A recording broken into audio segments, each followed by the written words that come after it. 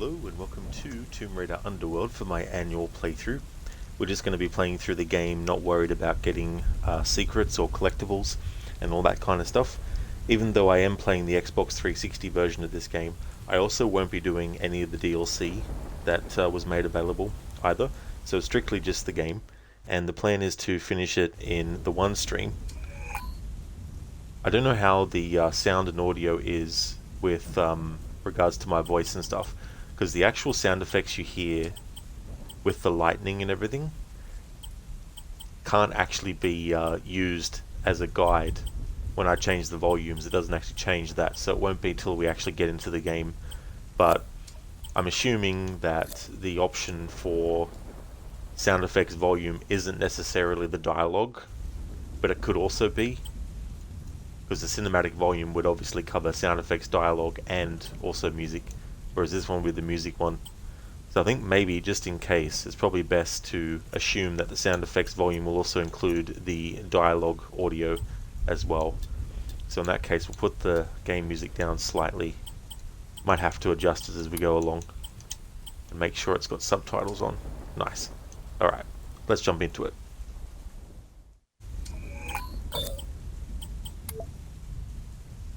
And just playing on normal mode, Tomb Raider mode.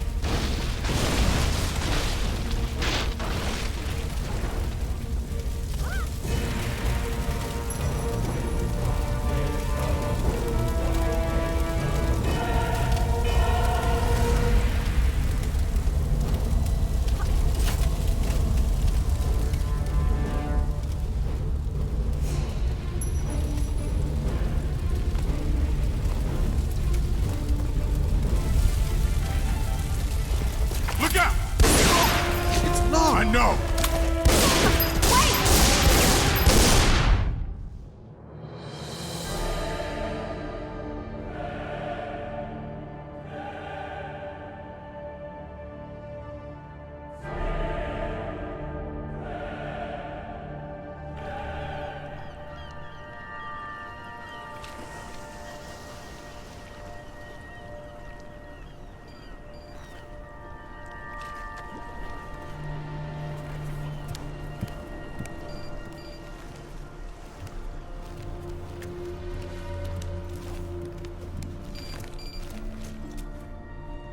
Hey, Lara. Find it yet? Patience, Zip. I warned you that conveniently undiscovered islands would be scarce in the Mediterranean.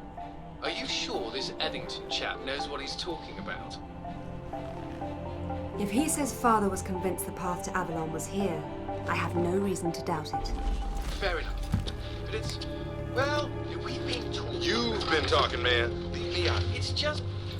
All right, maybe Avalon is real, but just because some bad woman tells you your mother didn't die after all. I mean, look, I don't want to seem heartless, but this idea of your mum living in some Celtic underworld, it's a little bit mental, isn't it? I have no illusions that my mother is holding court in some mythical paradise, Alistair. I only want the truth, whatever it may be. I'll ring you later.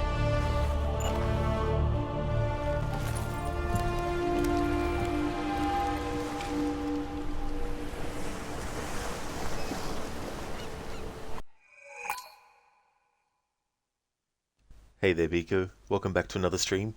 You remember this? This is Underworld. The graphics are amazing. Yeah, this one, 2008 was when this one came out. And so, in terms of like Xbox 360 and PlayStation 3, the consoles had been out for at least a couple of years by this point. And you start to see a lot of the advancements that they are able to get out of the new hardware and all that kind of stuff as well.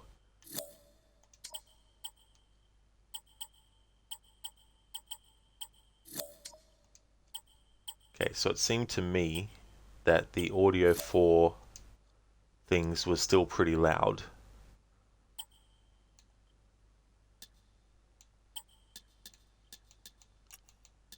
So I might put it down to about that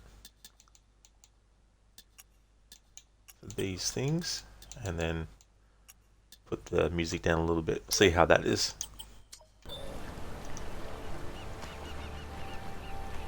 Okay, so this is just like sound effects and all that kind of stuff. Just doing a test to see if my voice can be audible above all of it as well. The cinematic volume might be a different thing as well, but just definitely let me know if I can't be heard as we go through. Biko, gosh, you'd rewind the clock and put you back to 2008, or you'd fast forward to your 40s and 50s. You just want to get rid of your 30s. You still don't know things and don't know yourself sometimes. You're still a little bambino. Well, Biko, as someone who will be turning 42 this year, I could understand wanting to get out of your 30s, but trust me, once you get out of your 30s and you start to get into your 40s, then you start to think about things like, okay, so there are people that unfortunately aren't lucky enough to live until this age. You know, what am I going to do, you know, to make the most of things and stuff? Which I guess is true of any age that we're at, you know, having that sort of like thought and all that kind of thing. But yeah, definitely get to a point where it's like, time can slow down now. Things don't need to rush. Thank you, Anmita, for the welcome back, dude. Thank you very, very much. Welcome back to you as well. Biko, strongly believe around the world that adulthood doesn't start till your 40s and 50s. Well, I think we all learn things at a different rate as well, and some people, for example, who when they're younger kind of get trod on by people, you know, and all that kind of stuff, it might take them, you know, a little bit of years to actually finally get to a point where they don't let people walk all over them, you know, and things like that as well. But that can happen, you know, early for people too, as well. But that's one of the things that you sort of start to feel like the older you get, is you seem to care less about, within reason, you know, obviously not everything that people suggest you do or whatnot is them trying to manipulate you or anything, but you start to see through the cracks of that kind of stuff, you know. And I guess in some ways you can become a bit less naive to certain things too. Hey there, Spider God Chick, welcome on in. Hope things are going well. Hey Thundercats. And your body starts to hurt more in your 40s. That's true, yeah, when you wake up and stuff, and you know, things that you would have normally just woken up the next day and brushed off can actually have, you know, further effects and all that kind of stuff. Spider God Chick, got any tips for small streamers like you? Well, the best thing to do is try and figure out exactly what you want to do, but at the same time also don't feel like that's what you have to stick to all the time, because if you start to play games or whatnot that you don't really start to enjoy, and it impacts how you actually stream. Like, you don't look forward to doing that game or whatnot. Like, definitely switch to something else. Also depends on what kind of streamer you want to be. Like, if you want to be someone that streams a variety of different games, that can be good too. You might not get the same people watching every single stream that you do of a particular game. Some people only like to see certain games being played and all that kind of stuff. But I definitely wouldn't let that be something that you change things up if you don't feel like that, or if that's not actually what you want to do and all that kind of stuff. In Meta, work is also done for today. They gave you 2 hours paid leave. They didn't even ask this time. Oh really? They were just like, here you go, Anita. Well, that is really good. That is good. It's about to got you to stream different games. Well, that is good. But something else too is not many streamers will actually even let a comment go through like I'm a streamer too. Some streamers ban people straight away for that kind of stuff. So that's probably something else to think about too when you go into people's streams, is some might not be so willing to let a comment like that slide.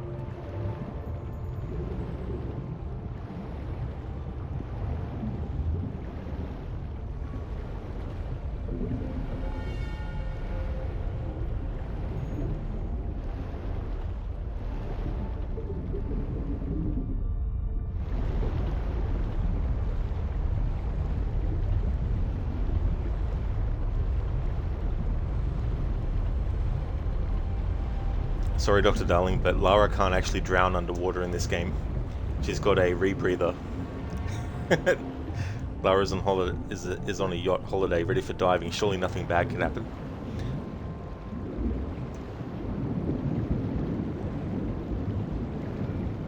In Meta, yeah, usually work from 8 AM to 2 PM. They just texted you and said, you can leave at noon today. You're like, okay, thanks, I guess. It's like, cheers.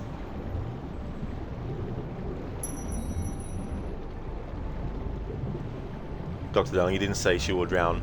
Well, I just thought I'd give you a heads up just in case you might have thought that you could get a rest in peace Lara with her drowning.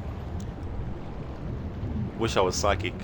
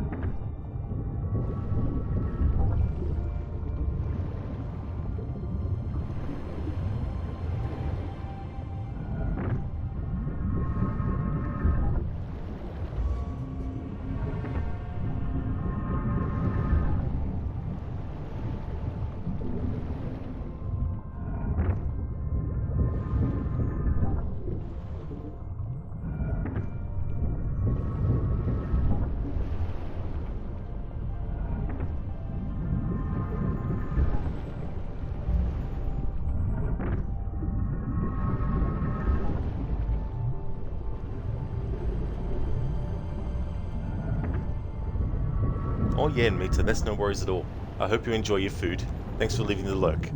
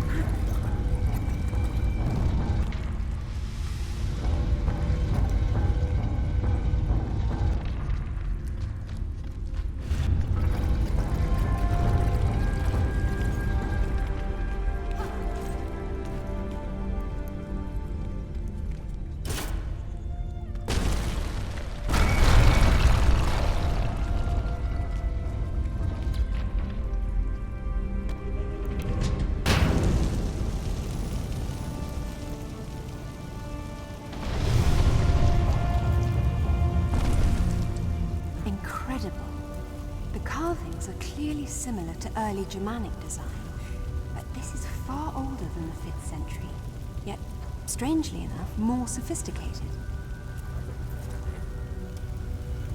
Proto-Norse runes. Let's see. World of Mist. That would be Niflheim, the realm of the dead. Not Avalon exactly, but the Norse equivalent.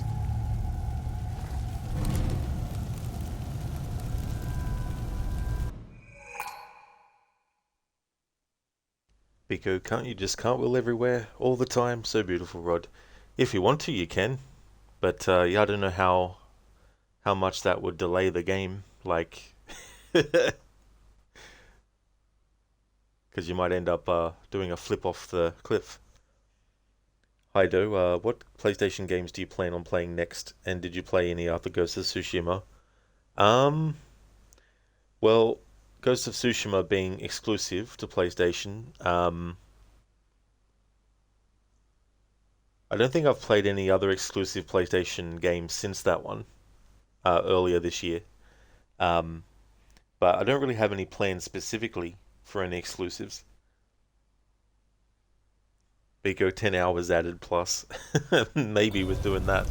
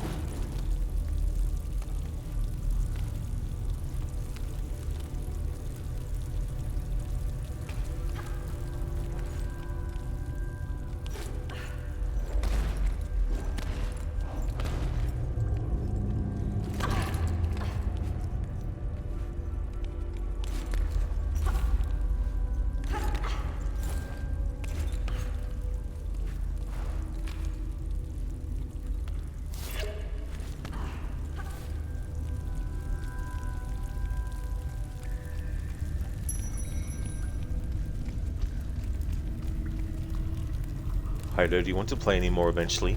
Most likely.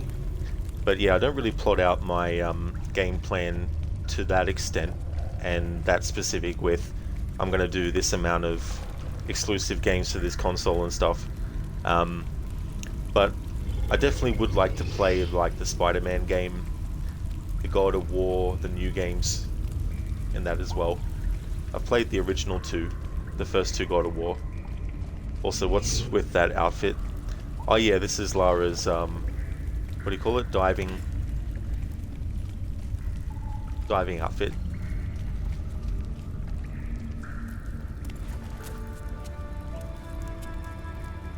Wetsuit.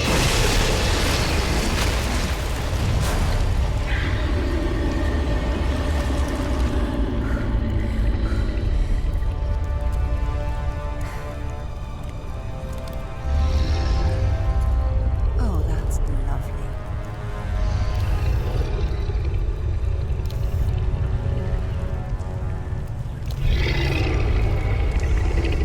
I hope it's as blind as it looks. Yeah, Heido, and it gets annoying too because every time you're trying to go up stairs or whatnot, the camera automatically goes to that angle, and when you're trying to jump, the camera jumps around with Lara and really makes it hard to keep where you're jumping to in view and all that kind of stuff. So if they do remasters of these three games in the series, Anniversary, Legend and Underworld, then with this game they really need to fix the camera.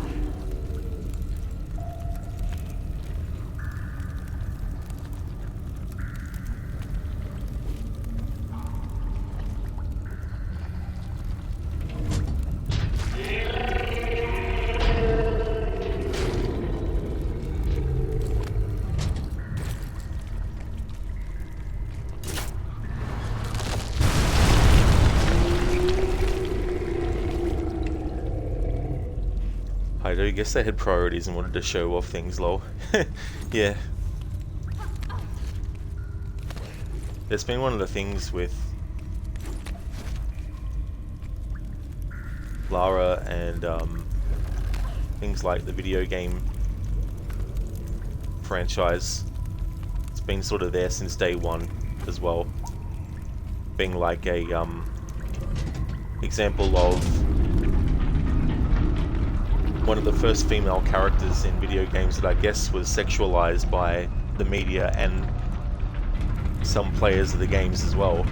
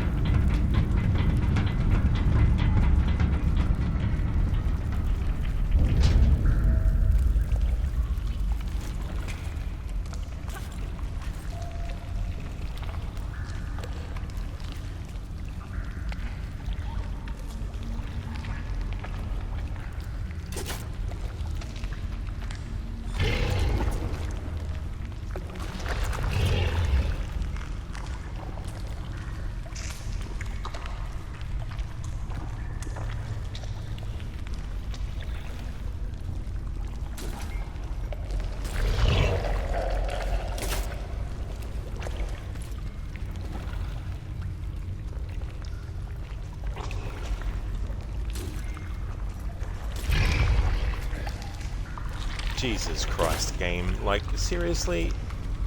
Why isn't that doable? Whatever.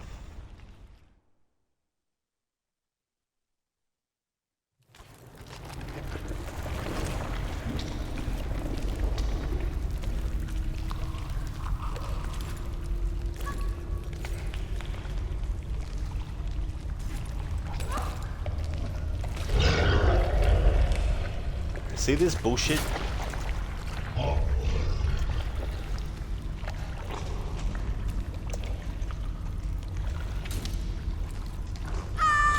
Yeah.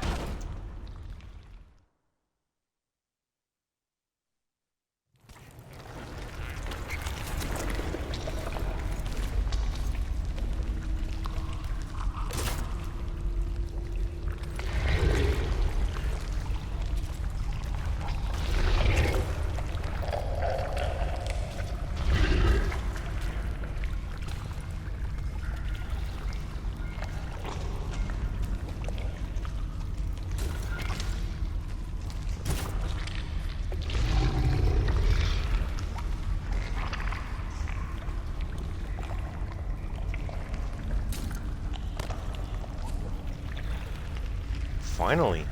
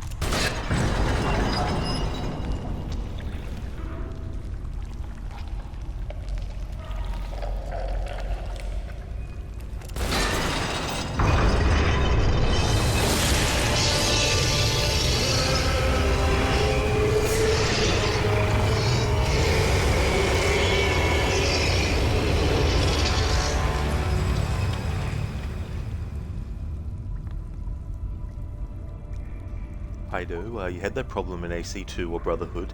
Can't remember which one. It was a shrine or something and you had to do parkour in a building to get to a chest. You just kept getting bullshit grabs and falling slowly, watching Ezio's health dwindle until death. It is truly frustrating as well. And there can be games too where you're pressing exactly what the game wants you to, and yet it still doesn't count as having done it properly.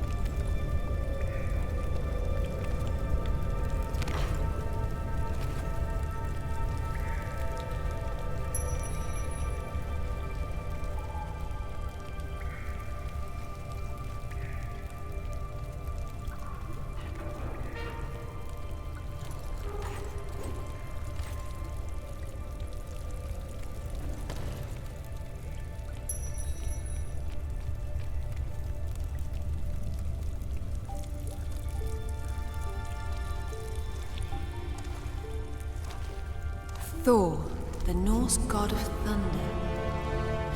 Whatever are you doing down here in Niflheim?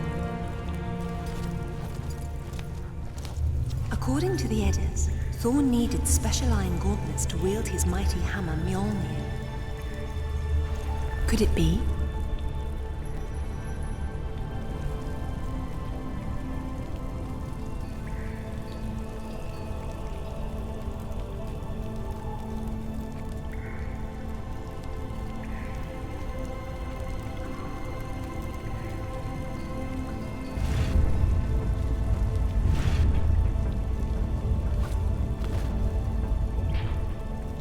I know parkour games are very hit and miss with the parkour. Dying Light for you anyways was the most consistent.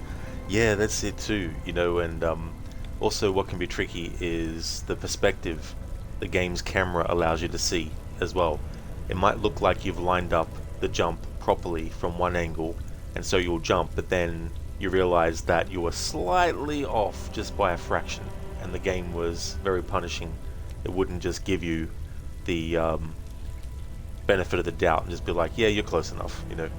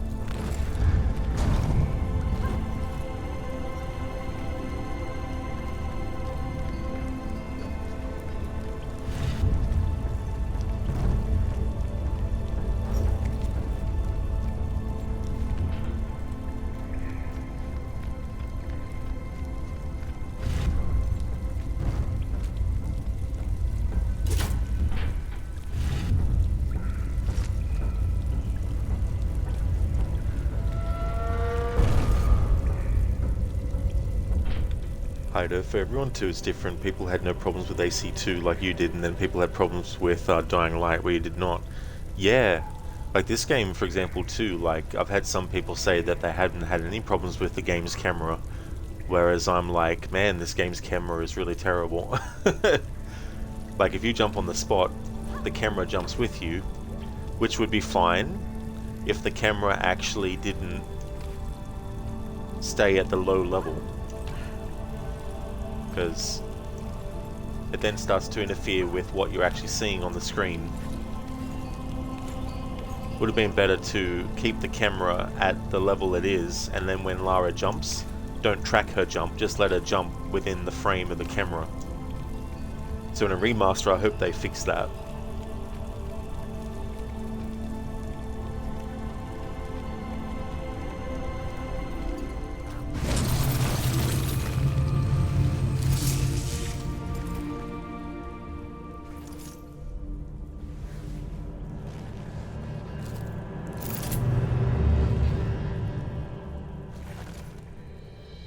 Thor's hammer, Mjolnir, was powerful enough to level mountains.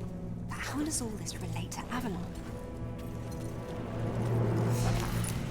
Put your hands on your head. Turn around. Slowly.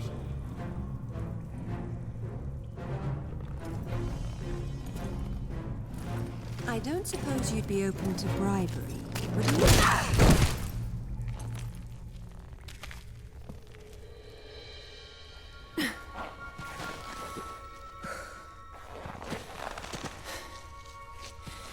Amanda Everett sends her regards.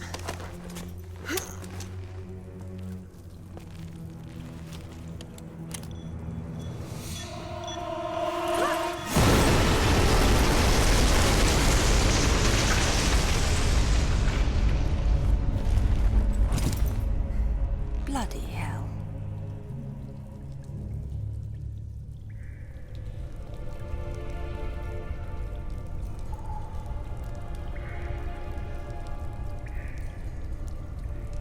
Hey there, Senny. Thank you for the welcome back. Welcome back to you as well. Hido, for Shadow of the Colossus, you had zero problems with the camera, but a YouTuber you watched play it did, and others as well. Same thing with grabbing in that game too. That's actually one I've never played before. Like, I remember when it came out, hearing a lot about it as well, because I think, and I never played their other game as well. I can't remember the name of the studio who did it, but I know that they did a game called Ico as well. I think it's the same people, but I never played that one either.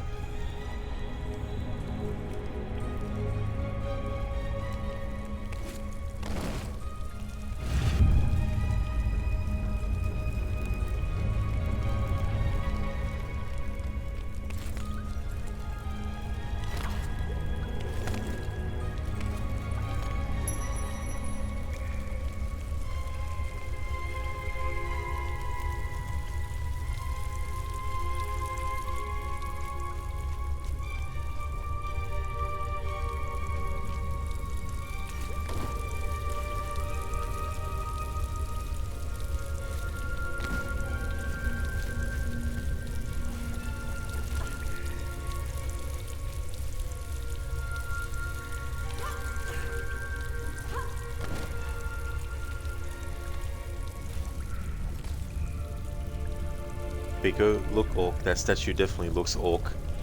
Yeah, I don't know. I think it's supposed to be a statue of Thor, actually, but I'm not too sure. But yeah, this game deals with Norse mythology.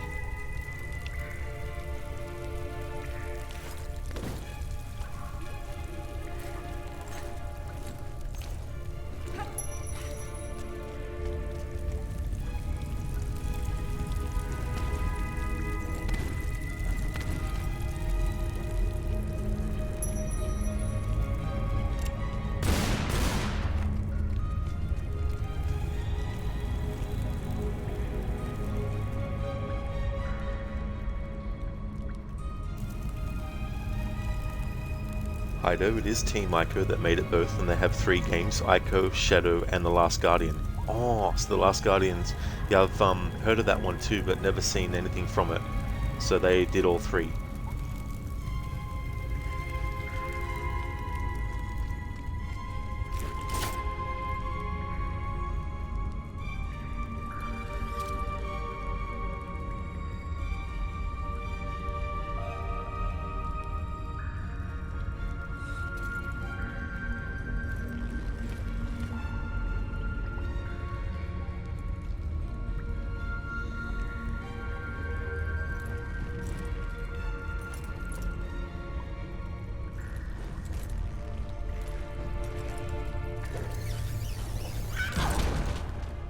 I did not move Lara in that direction at all. I simply let go of the control stick and pressed the jump button, and that happened.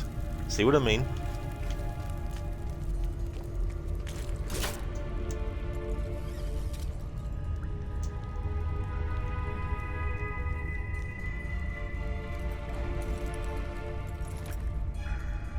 You have the character lined up properly?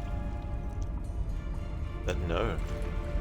The game then takes control of the character out of your hands and makes them move in the opposite fucking direction. See? It even did it then. Like, I have no idea why Lara did a diagonal to the left jump when that's not even the alignment of the rope swing. Ico is pronounced Eco, weirdly enough. Oh yeah, that definitely makes sense though, like certain words where I is pronounced as E, so Eco. Thanks for letting me know, so it's Eco. Exactly, Crooked is like, come on game, seriously? I hate that kind of shit.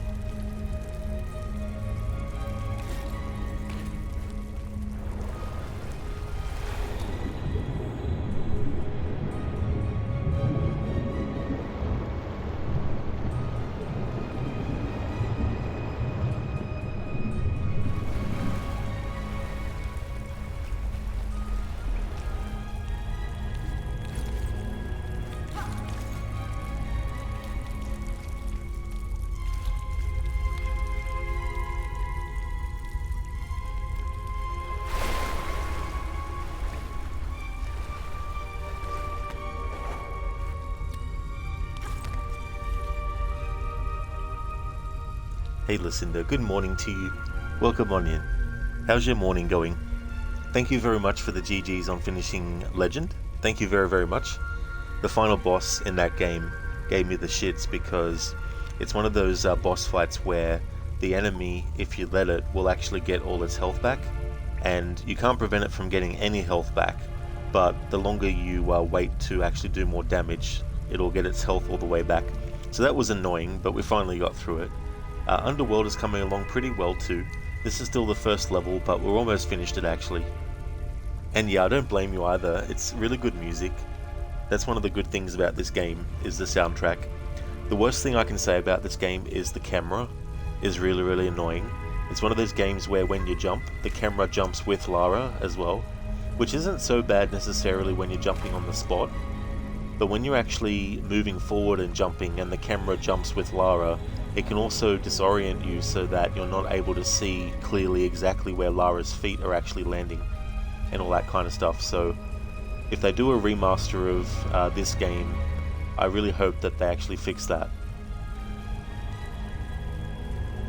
I do that is iffy for games. You can see why many games have that problem. Like, you think it would be hard to know where they should take control and where they should not, and how often.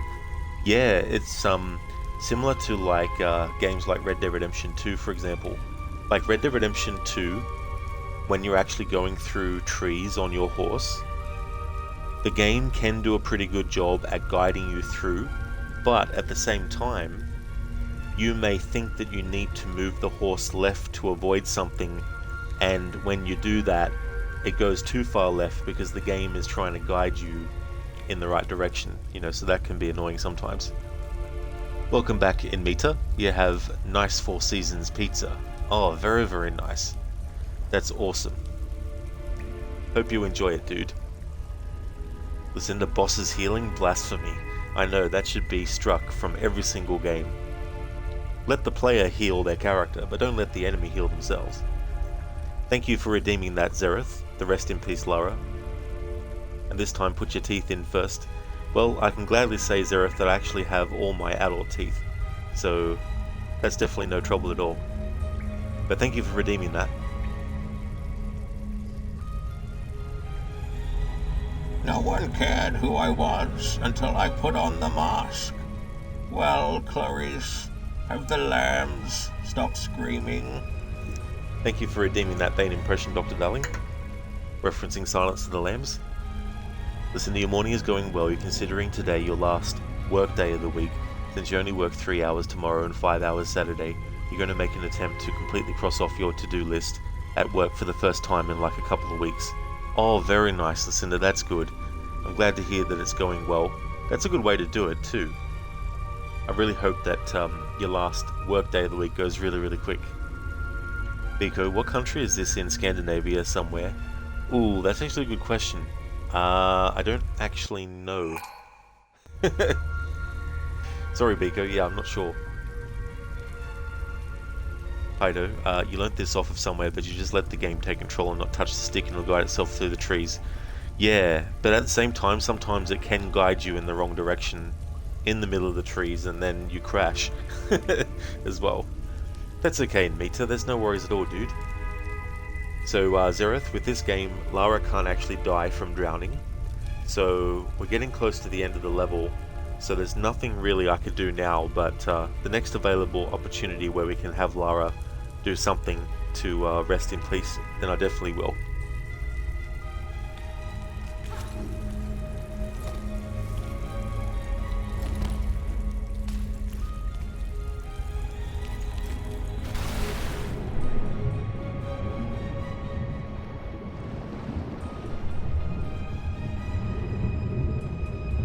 Unless there are these jellyfish, because the jellyfish can kill Lara.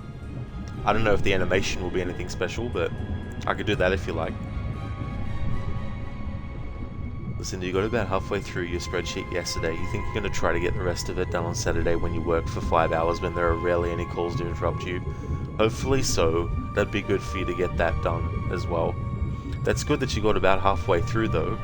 Like, it's always good to get halfway through something, I feel, than like, you know, just a little tiny bit or a quarter, you know.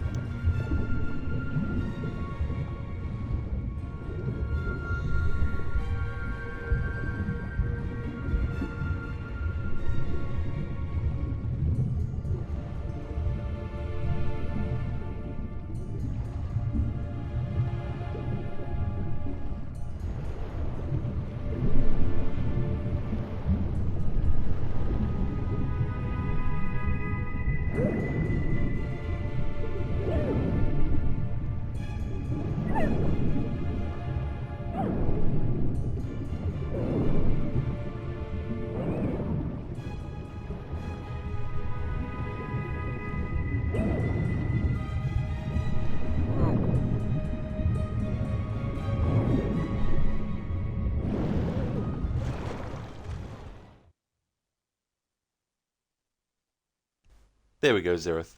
Thanks for redeeming the rest in peace, Lara. Listen, Lara just wants a hug, jellyfish. That's all. That's all that Lara wanted from the jellyfish. Didn't want to get stung.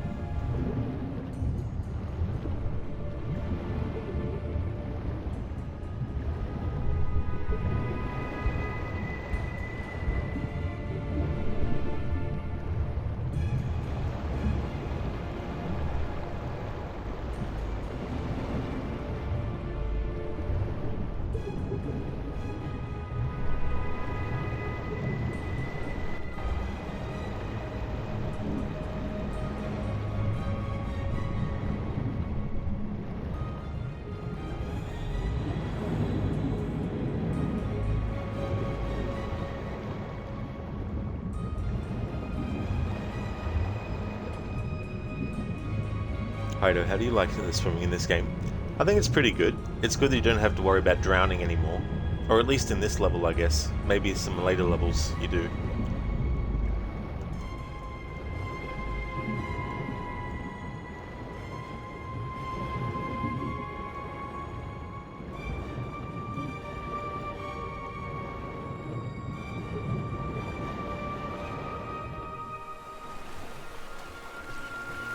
Thank you, Zereth, for clipping that.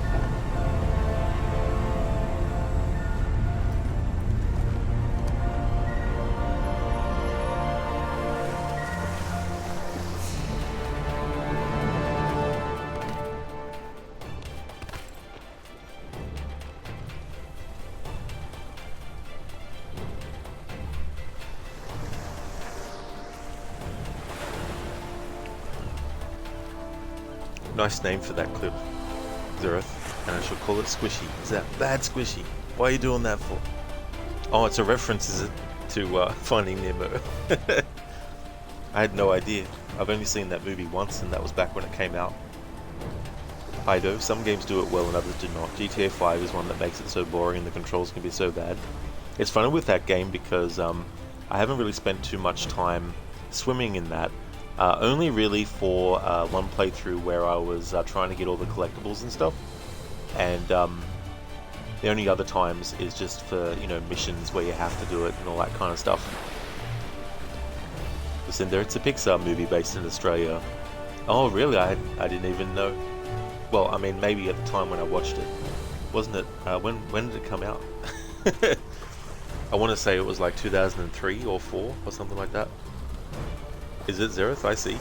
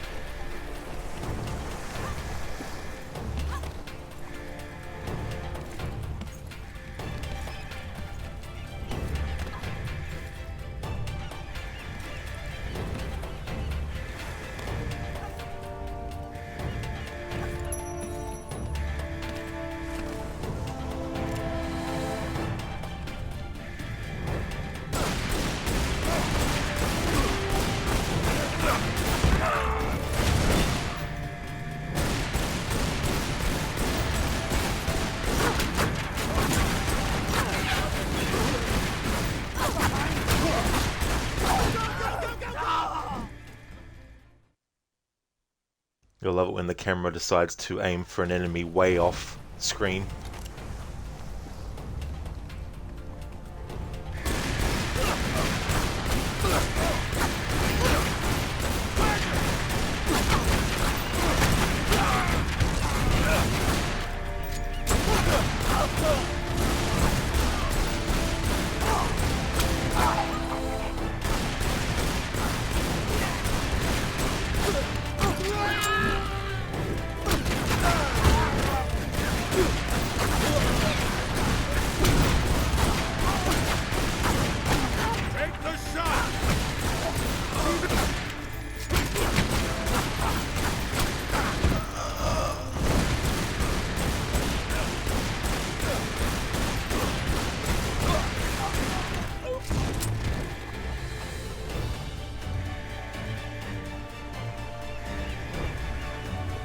Oh yeah, listen, this was 2003.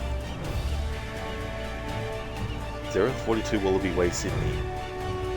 Because is that the scene with the I want to say the dentist, is it? Ido, yeah, you played online a lot, probably adds to the problem. But you still think when underwater it could use refining. It's hard to pick up something underwater because of the controls. That can be really, really frustrating as well. Especially too if it's very, very finicky with how close you need to be to the object as well. Like you would think simply being arm's length away would be enough. But sometimes the trigger point for those things, you have to literally have the character almost clipping through the item first before it'll register a pickup. Zereth Dory is epic.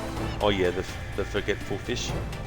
Definitely a lot of shooting in this game, Lucinda, for sure. It's kind of cool in this one that you can aim at 2 different targets at the same time and shoot, but it can get really annoying when there's another enemy off screen that the game will automatically lock onto, and then the camera moves and then you lose track of the other ones as well. I see, Zereth, it's the dentist's address. Hey there, Ogorki. Thank you for clipping the moment that you clipped. How's things?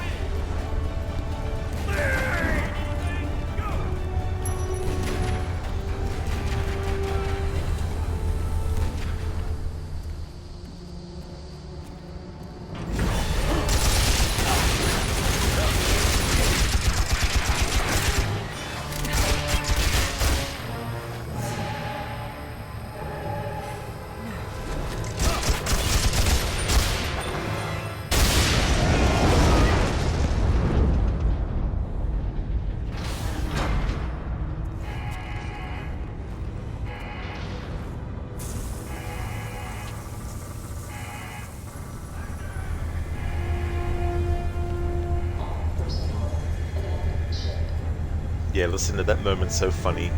The guy is so hell-bent on Lara, he doesn't even realize about the flammable gas tank that's right near. Hey Ogorki, thank you for clipping that moment. How are you?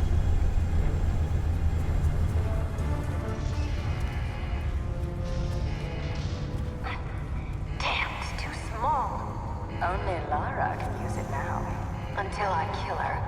Even that won't unbind the artifact. We're taking on water. Damn it! We'll pick this up again later. I'm very pleased to see you again, Lara. This specimen jar offers little in the way of amusement, so I've grown fond of watching Amanda suffer the effects of sharing your interests. Jacqueline Nuther, you just don't know when to die. A trait we have in common. It was you who told Amanda about Avalon. Our time is short, so choose your questions carefully. What do you know about my mother? The dais you and she found in Nepal, it's part of a travel network, so to speak. It took your mother to Avalon. My father thought Avalon was below, but that's Niflheim. What's the Norse connection?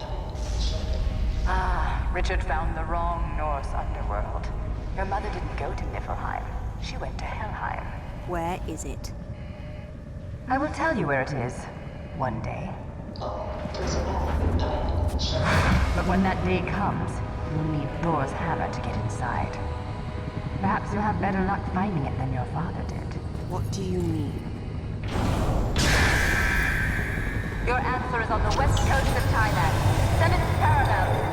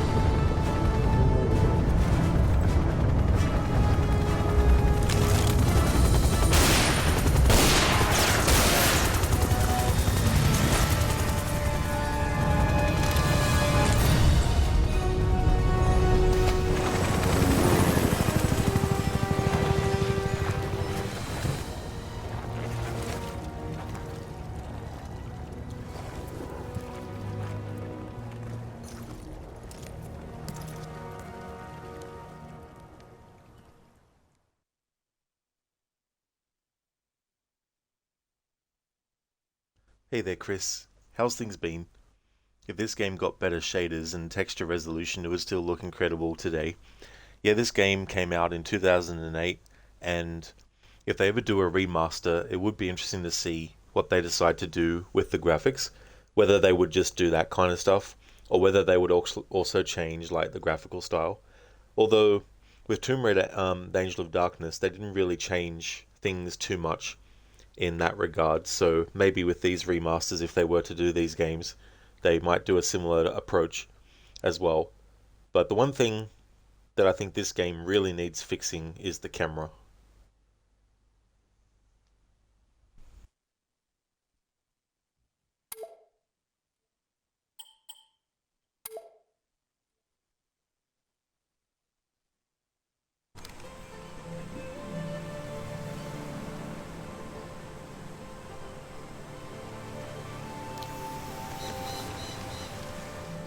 None of the ruins are visible from down here. And if Father did explore this site, I see no sign of it yet. I still don't see how Thailand is connected to Vikings, or ruins under the Meta, hell, even Avalon for that matter. Helheim's it. Various myths use different names, but they all apply to the same remnants of the ancient world.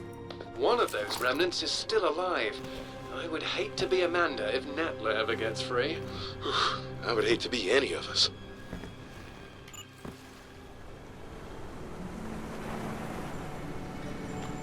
Chris, Angel of Darkness didn't need much of a change. Its lighting system was very much the reason it had such great dark atmosphere.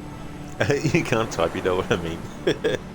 Yeah, that was the thing, like, Angel of Darkness's graphics were never really like a problem with it. It was more just gameplay mechanic stuff, and it's the age-old thing of if only more time was given. But I really feel like in the case of that game, more time would have really benefited as well, especially too because it would have allowed them to refine things a lot further.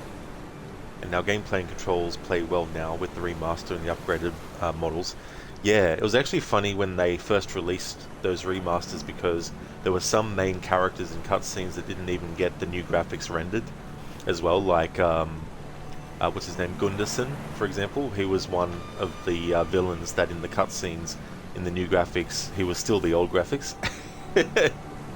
as well, you know, so they didn't manage to make the models in time.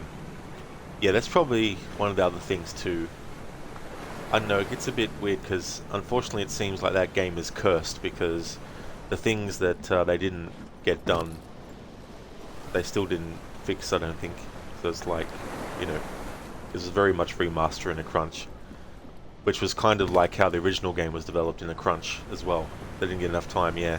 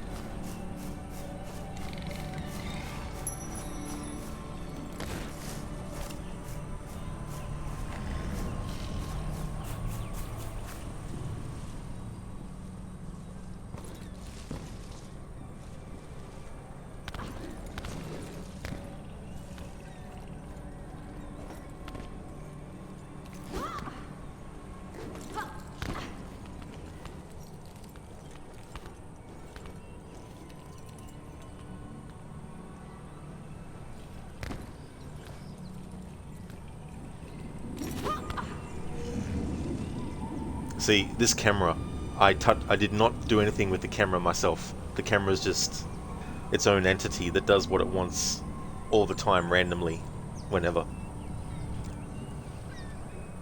Chris, is because Asper was adamant on the release date being exactly a year later and the budget being tight. If they weren't cheap asses, we get a proper remaster with perhaps slightly updated visuals outside of just upscaling and replacing high resolution textures and remade models. Underworld's biggest issue, in your opinion, is the camera and animations blending together. It's clear that this was an ambitious and comprehensive project with full-blown motion capture not only in cutscenes like AOD did, but in full gameplay as well. And this was one of the few games at the time that dared to aim at full mocap for the in-game movements of the character. It seems to be the common thing where the higher-ups want something now and the actual quality suffers, and then they wonder why they have to add 500 patches. Agorki, you like the clothes that she had on when she was on the boat? Yeah, there's definitely a lot of different outfits you can have in this game too, as well.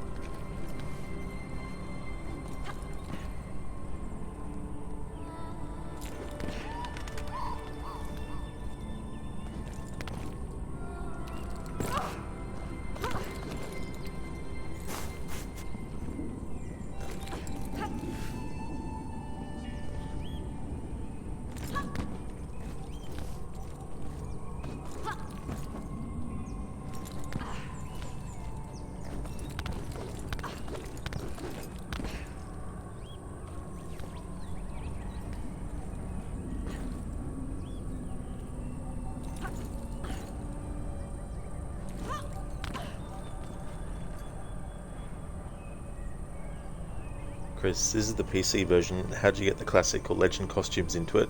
This is actually the Xbox 360 version. Crystals clearly didn't manage to test and record every possible animation to Lara's movements, so sometimes they don't blend well, like drawing guns on ledges or poles, but had those been properly polished it'd be a perfect looking game. And you're still hoping for a remaster that fixes those issues with today's tech. Yeah, hopefully they do eventually. Hey Octavius, how's things going? Welcome on in.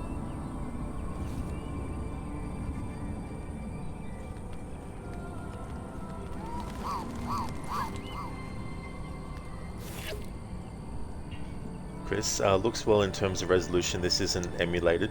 Not emulated, but I'm playing it on my Xbox Series S though. But yeah, it's the Xbox 360 version, backwards compatible. I mean, technically it's emulated because backwards compatible games, they emulate them, but I'm not actually playing on a emulator.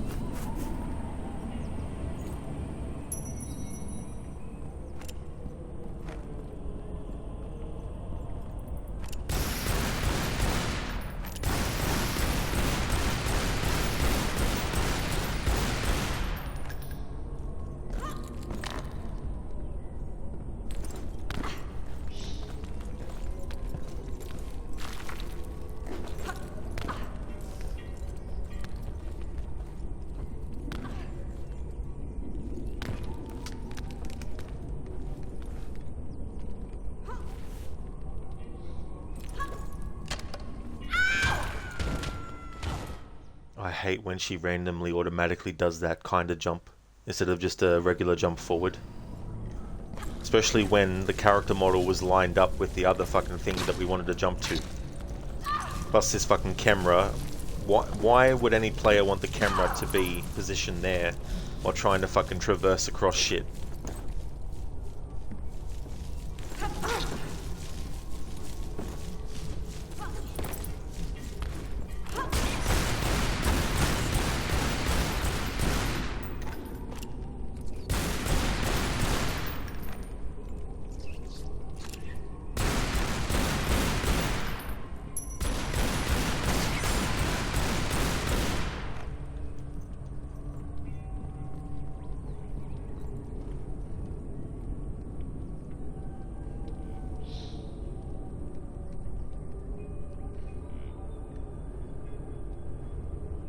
To perform a headshot, aim and shoot. What else is there? Don't think, just shoot, damn it. Hey there, Lidus. Thanks for redeeming that as an Arnie impression. How's things? In Meta, you have these 3 games but haven't played them yet except for Anniversary that you started, but you never finished it. They run well on PC. Well, that's good. If you ever want to get back into them, it'll be interesting to see what you think about the games as well.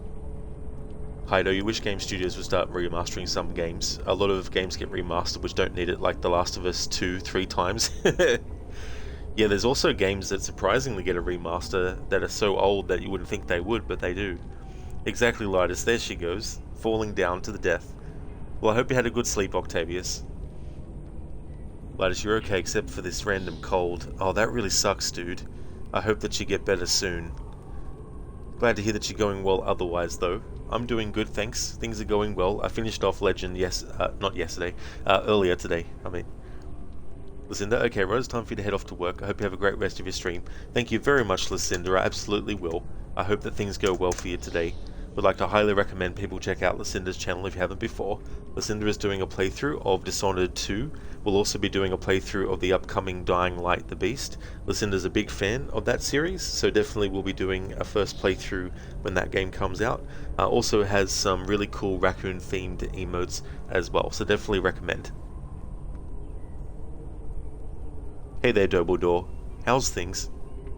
Chris, yeah, for some reason the camera central point is fixed on her 0.0 position, so whenever the camera gets in collision with the environment, it zeroes on Lara's ass.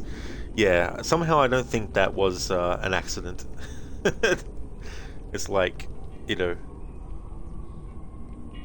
How about we just make the camera so the player can actually fucking see where they're putting the character? Like, Last of Us 1 got remastered twice, Part 2 got remastered 120 times. Well, I mean, to be fair, Last of Us 1 got the first remaster, I think, wasn't it a year after the original came out? But that was back when the games were going into the next gen, and the most recent version of Last of Us Part 1 is actually a full-on remake, because doesn't it actually do overhauls to make it more in line with the gameplay mechanics of 2? That's okay, Lightus, no worries at all. And Lucinda, that is absolutely no problem at all for the shout out. Definitely catch you again soon.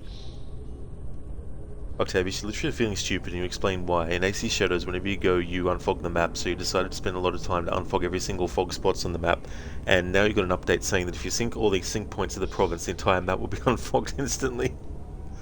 Because of course that would be when the timing happens for that kind of stuff. That really sucks, Octavius. Chris, you're still mad Legacy of Kain Defiance got released on native PS2 instead of PS5 but hasn't got a remaster. That's actually a game series I would love to actually go and play the first in, because I never actually played Blood Omen before, but I did play the original Soul Reaver, and I really liked that one a lot. The second one I liked as well. I thought it was interesting, the cyclical nature of the twist and everything, but since that game I haven't actually played any other ones. Hey there, Lynchmob. I hope things are going well. Chris, Blood Omen is on PS5 too. Oh, is it? Yeah, because I definitely want to play that for the first time. Eventually. That's right, yeah. Soul Reaver 1 and 2 got remastered last year. I hope the Siphon Filter trilogy gets remastered. The first 3 games on the PlayStation 1.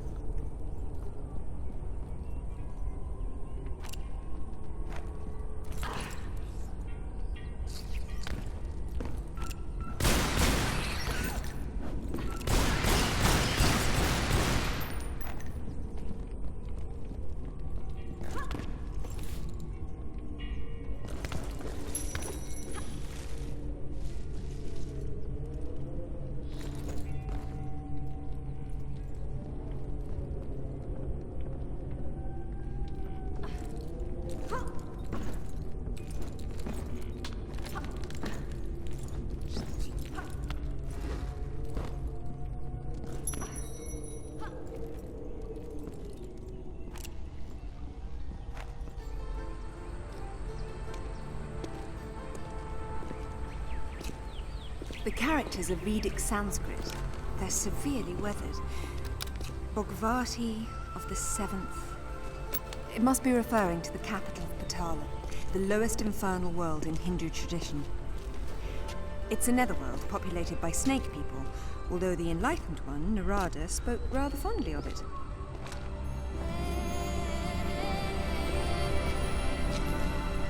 That's Shiva on top, and his mistress Kali is down below.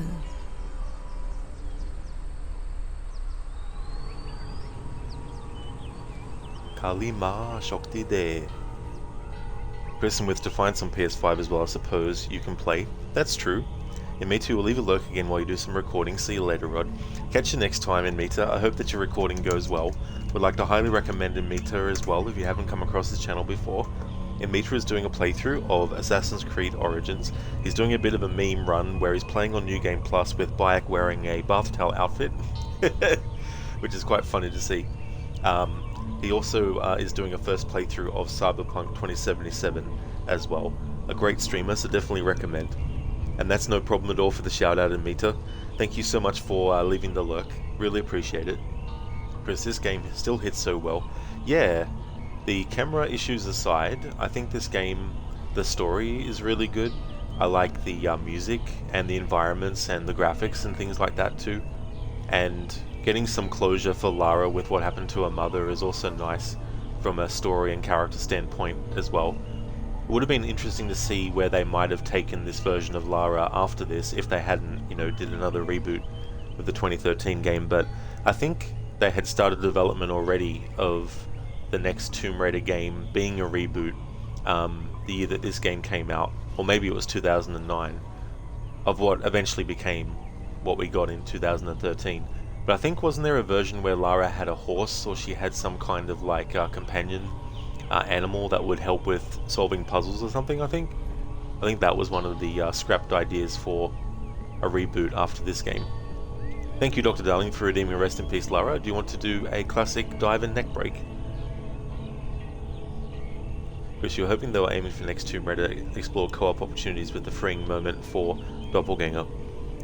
Yeah, I don't know, like those Lara Croft games that they did that are co-op, I don't mind those in terms of like concept, but I really feel like having you play as someone other than Lara Croft in the Tomb Raider game is one of the reasons why they went wrong with Angel of Darkness and that Curtis character. Thank you for redeeming that, Dr. Darling, so Lara, don't slip while enjoying the view.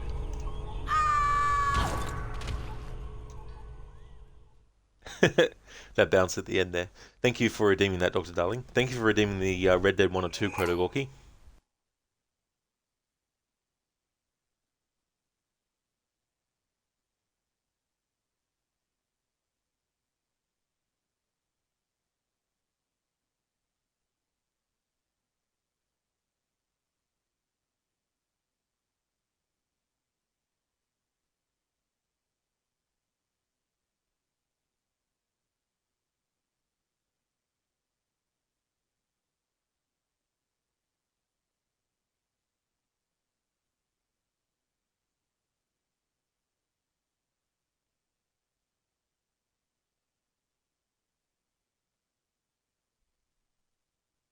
Alright, so I've got one. Morgan, you got throwing knives in your saddlebag. Dutch said you might. I was asked to give them, and I'm doing you the further courtesy of telling you about it. Next time you want to give me something, how about you just give it to me, instead of hiding it somewhere, hoping that opportunity arrives to mention it. Last goddamn favor I do you. That's from Red Dead 2, and that's between Arthur and Bill Williamson. Thank you, Lynchmob, for redeeming the Arnie movie scene impression.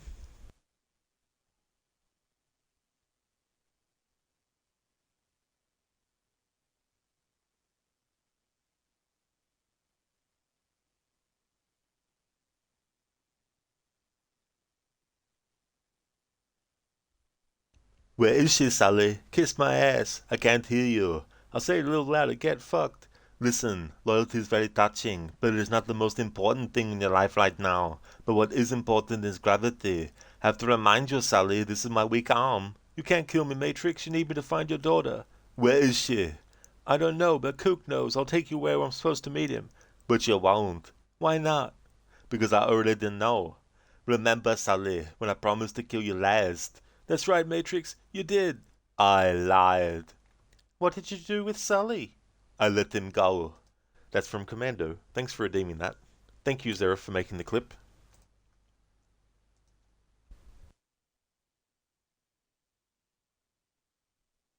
This looks like a good place to dive. Who removed the water? That's a good title for that. Thank you for clipping that moment.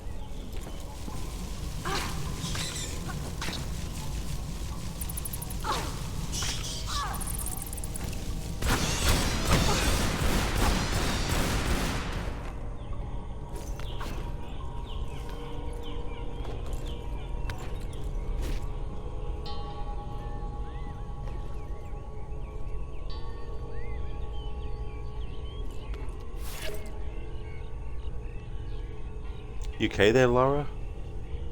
All I did was press the Y button. Didn't realize it was so complicated to just have a character bend down and pick something up. Ido, what games would you really want to see get a remaster? The ones that come to mind are the first 3 Siphon Filter games. I think if they got a remaster, they'd be really good as well. Lunchmob, been playing a lot of GTA 4 recently because you noticed that you didn't get 100% completed, and after checking what it was you were missing, you just needed to kill 200 flying rats and complete the stranger encounters, pardon me, around the city. So far you need 127, then you can do the random encounters last because they pop up when you're driving around the city. Oh, those, yeah. I remember there was that achievement where if you do all the phone booth missions, I think it was, that the name of the trophy was Assassin's Greed, which I thought was quite funny.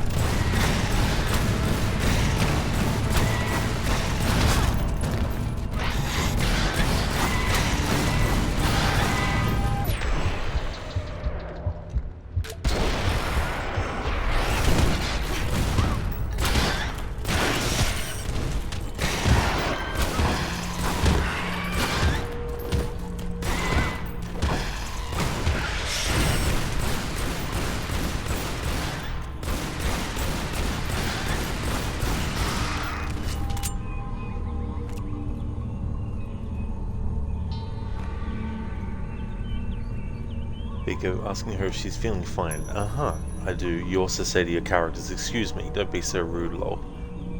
Yeah, that's an interesting way to play a game too, to talk to the character you're playing as. Yeah, sometimes I do that when I'm, like, annoyed in a game. I'll be like, you know, whoever the character is that I'm playing as, I'll be like, Jesus Christ, did you have to do that? You know, such and such. Hido, you would want to see the first 2 Black Ops games get one, and Left 4 Dead 4. It's crazy too, because aren't they up to the 7th one now as well? Lunchmob, yeah, and if you get $500,000 you get achievement for that as well. We don't remember what it was called though. You know you got it because you finished all phone booth missions. That's really good that you got that done. I hope that the rest of the achievement hunting goes well. Chris, you can actually completely skip this encounter with those lizards by following the path to the side rooms and go down. Oh, can you, Chris? That's interesting.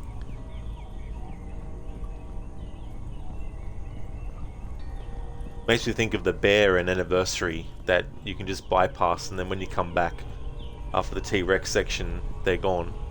It's cool when they do that with certain games.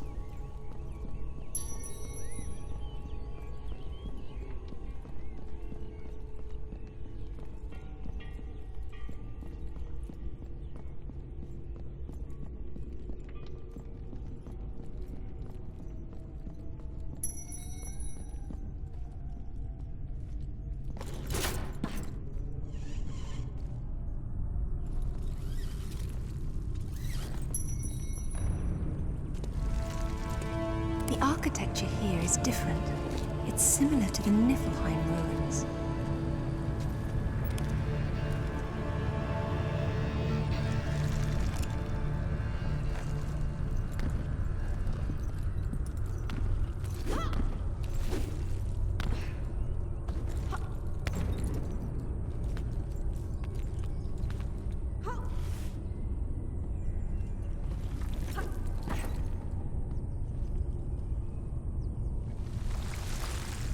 the camera automatically does this. It's like, what purpose does this serve for the player? I mean, if you want to jump to that ledge that you just jumped from, I guess, but what's the point in jumping back to the ledge that we just jumped from when we haven't gone ahead and done what we need to come back to this point yet?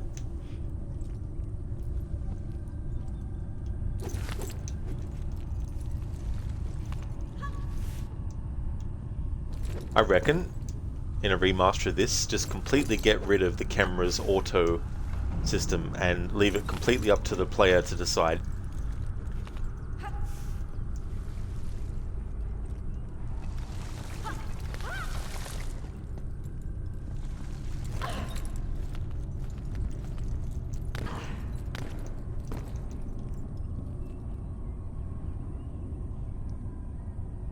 Chris, yeah, when you come back, they're gone. That's good.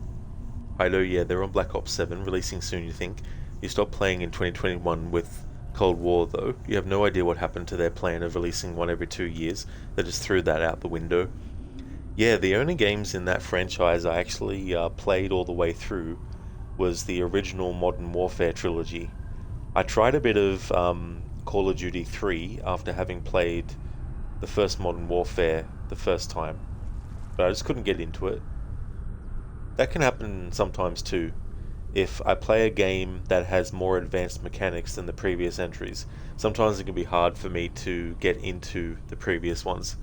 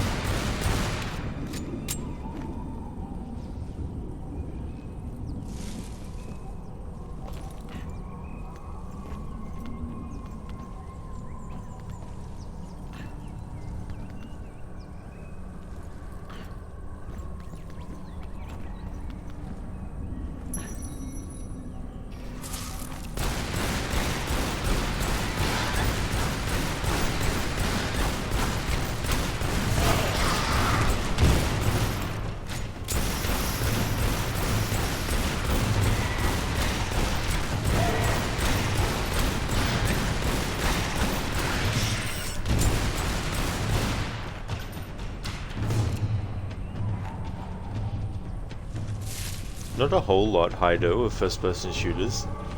The most recent first-person shooters I actually did on the channel was the original Doom 1 and 2, and Doom 3 as well. I do plan to go back to the Doom marathon I was doing, but other games and series that I need to get done before the year ends took priority over those.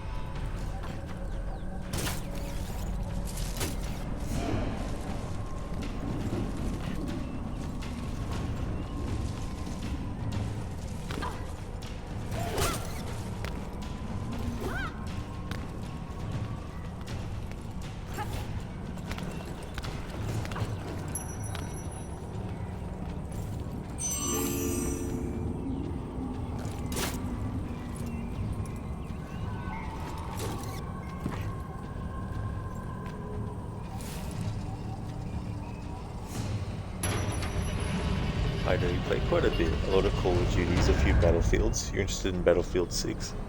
Never actually played any of those ones. The Battlefield series.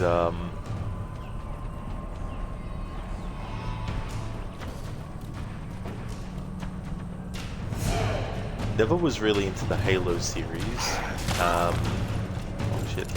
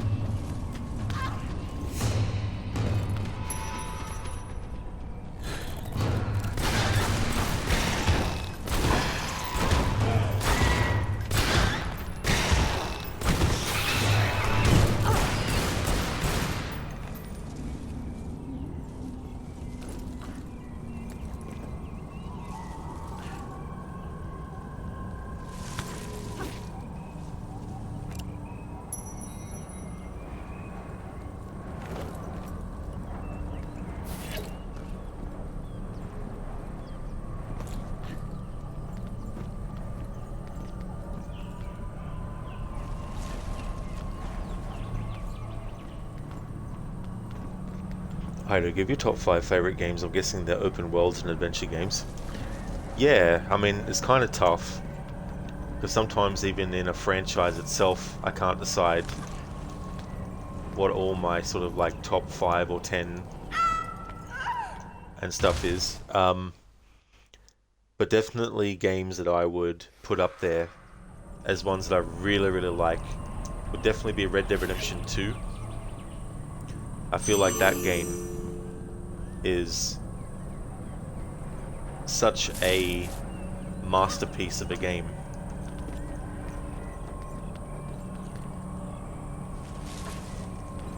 And the level of attention to detail, and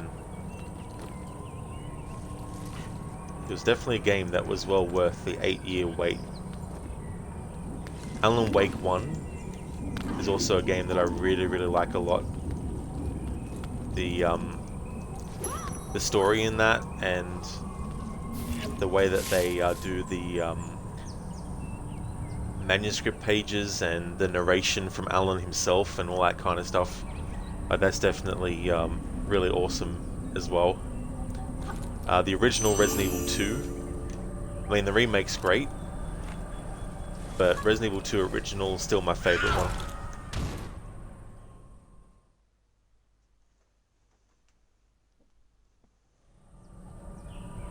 Splinter Cell Chaos Theory, it's also a great game.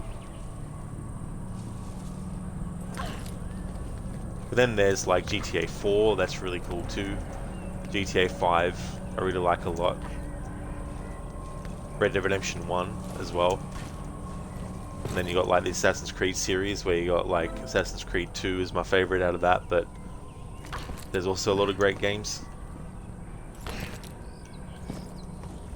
Chris, you prefer Alan Wake 1 to its sequel. Don't know why, but Alan Wake 2 feels like a completely different game, and it feels like it lacks coherence the first game had. I think for me, one of the problems with Alan Wake 2 is that it tries too much to be like Resident Evil remakes of recent years, which is quite frustrating because they also kept the fact that in the remakes of Resident Evil, when your character's sprinting, they're not actually running fast, they're just jogging.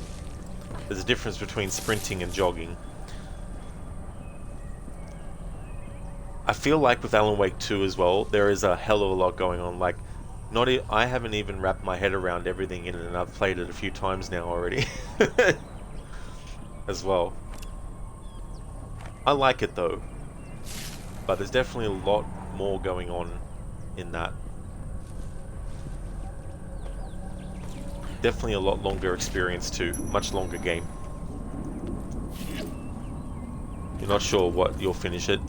And here's the other thing too, to get the actual true ending, you need to start the game on, I think it's called Final Draft, which is the name for the New Game Plus.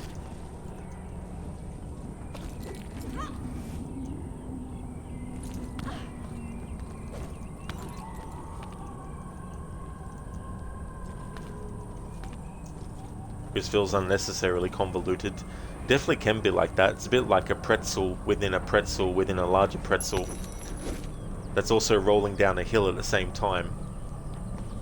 And also a maze that you're trying to solve as you're going through, as the pretzel, the metaphorical pretzel is rolling down the hill. But really it's an orange peel. Redacted, redacted of redacted, redacted.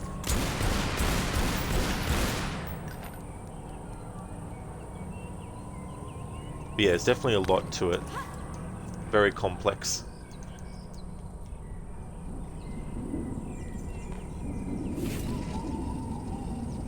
Like, I get that they wanted to do more and all, but you just like the investigation thing and jumping between realities. Oh yeah. There's definitely a lot of that too.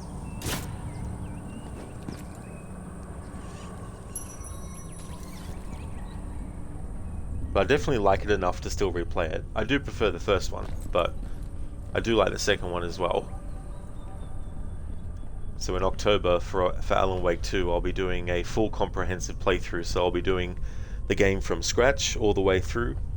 And I'll also be doing the New Game Plus all the way through, because there's changes to certain parts of the main story in the New Game Plus mode, plus the actual ending. But also doing the DLC, but not doing them separately. I'll be doing all the DLC as the game brings them to your attention in the playthrough. So I haven't decided yet if I'm going to do the DLC in the first pass through or the second. Might be better to do it in the first pass through, then the second can purely just be the game again, plus with the additions that New Game Plus adds to the story and also the full ending.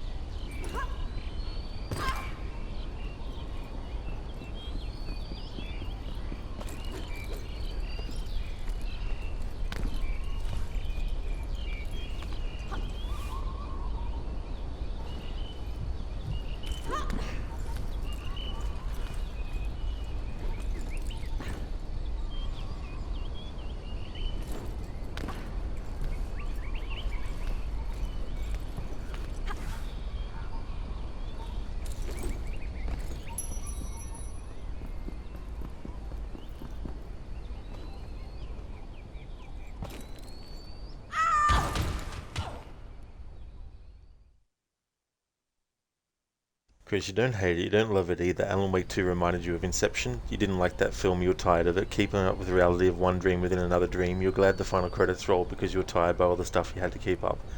Felt like math, and you don't like math. That's totally fair too. By the way, if you want to avoid unnecessary fall damage in Underworld, let Lara's fall and land animations finish to full stop, and only then move. She doesn't get the fall damage more times than she would if you're already pushing the analog to any direction while she's still falling. That sounds like a programmer's fuck up. Hey there, Bear Suit. Welcome on in. Hello, Tomb Raider. Definitely been doing a lot of that today. I finished off, well, I started and finished Legend today. I was hoping to do the same with this game. We'll wait and see. Hido, I can tell you a few of your favourites if you would want to hear. Oh, for sure, Hido, definitely.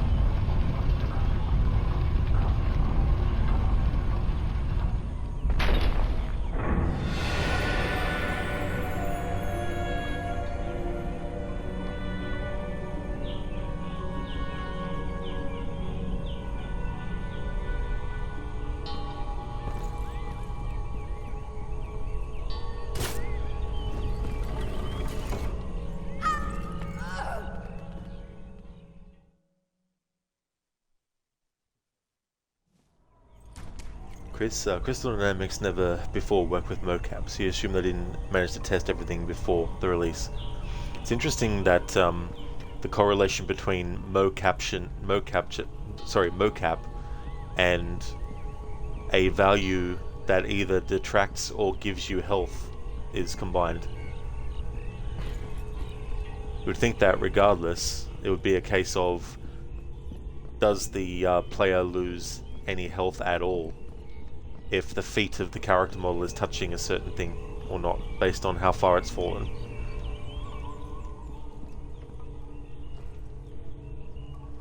Hido, Horizon Forbidden West will probably stay your #1 forever. The world, different builds, replayability, gameplay and leveling is amazing. That's really cool. I haven't actually played those yet, but I wouldn't mind playing them.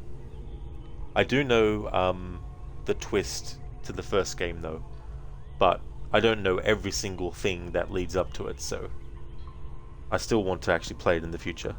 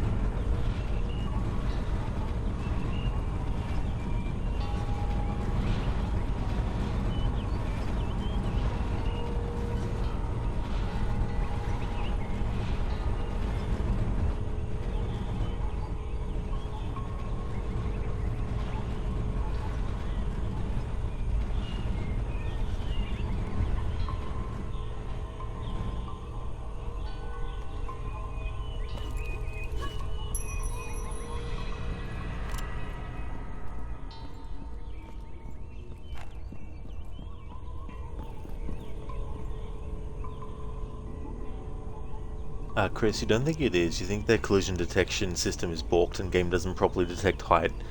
Yeah, it could be something to do with that, yeah. Recently gotten Lego Horizon Adventures, love it, it's so cute. It's interesting that they would make a Lego game out of another franchise in that way, you know. Usually it's like big name things that have a few entries at least. I know Black Ops 2, the NHL games, Need for Speed, Hot Pursuit, God of War Ragnarok all follow. Oh, that's interesting. Different, you know, games and stuff. But that's cool. I never actually played any of the Need for Speed games, but I've seen them stream though, a few different ones. That's really cool you'll play them. The first Horizon game just got a remaster a few months ago. Pardon me. You think they offer a lot of your style and are a great game to stream? Yeah, definitely will. I should actually get to that at some point. It definitely won't be this year though, unfortunately. Because they've done that before, Lego Batman, Star Wars, etc.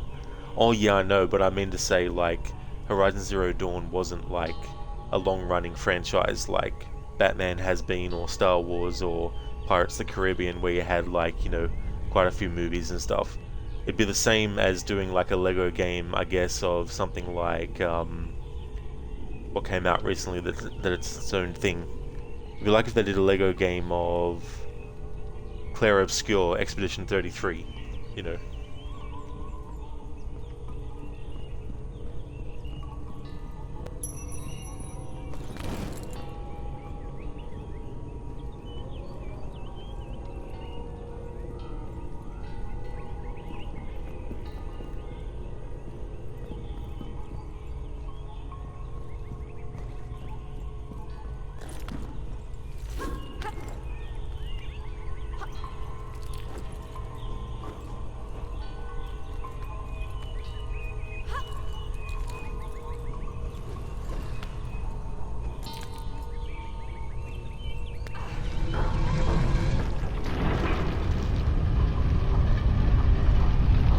Do you like playing RPG style games and games where you can run builds? Yeah, I do like those kinds of ones. I'm not really that into in-depth build stuff. Like, once I settle on something that I really like, I tend to stick with it.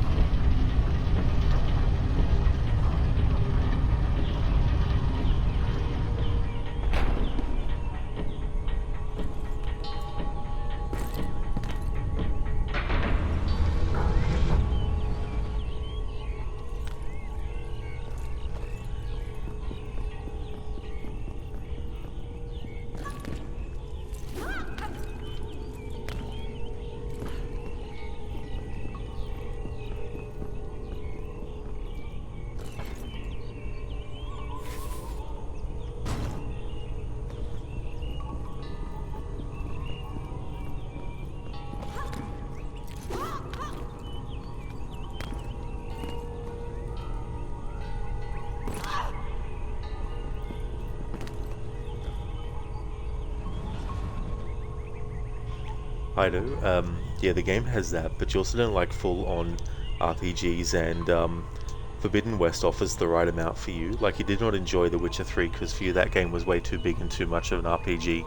Oh yeah, that's understandable too, because there's a lot of tricky things with Witcher 3 as well, with your using of like the right kind of oils for the sword, on the sword for the right kind of weapon.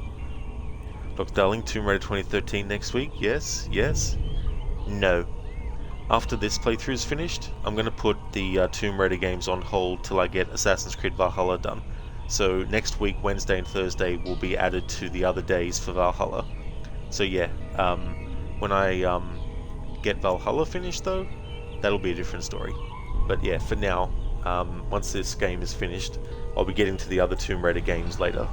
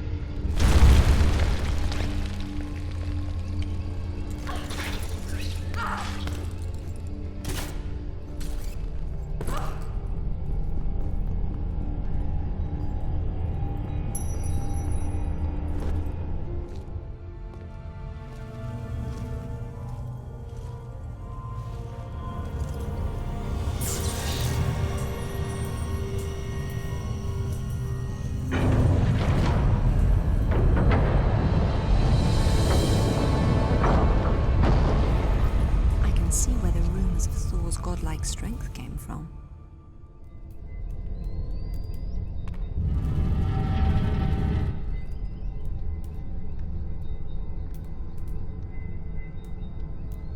No! That's right, Dr. Darling. Yep, got Splinter Cell to get to this month, and then I've got October with Horror Month, and then I've got 500 other games to get to as well. But yeah, I'll do the reboot trilogy at a later date. Probably November, maybe. It might end up being. Also, Grand Theft Auto 5 is like your 6th favourite game for both the fucking bloody creatures in games. Jesus fucking bloody Christ. I'll just pause it. Also, GTA 5 is like your 6th favourite game for both the online and offline. You just had way too much fun with friends and in story for it to not to be that high, so you got so addicted to the online for like 5 years. That's fair too as well, especially if it kept on giving you things that you really enjoyed too, as well, that kept you going and wanting more content.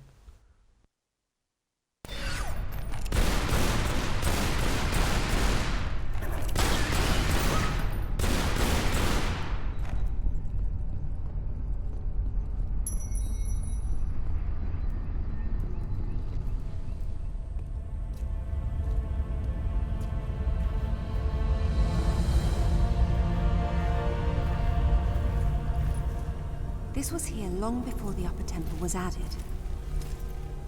Proto-Norse runes again.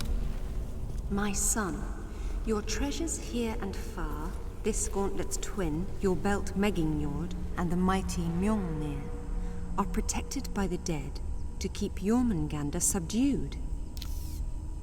But the map's been destroyed, and recently.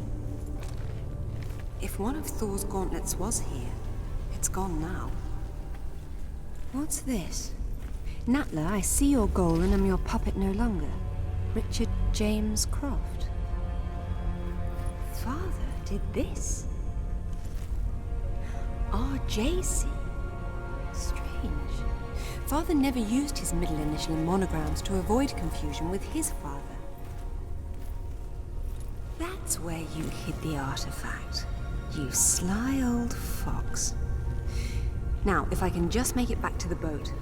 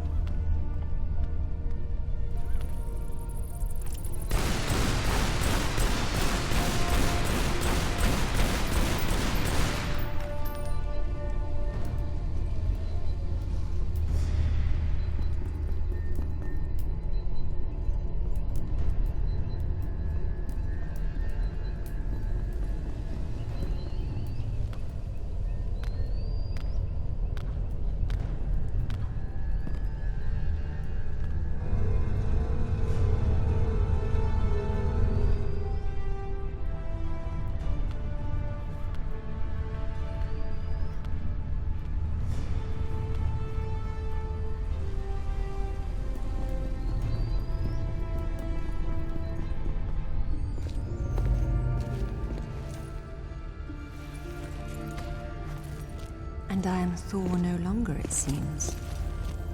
I wonder how he charged it up again.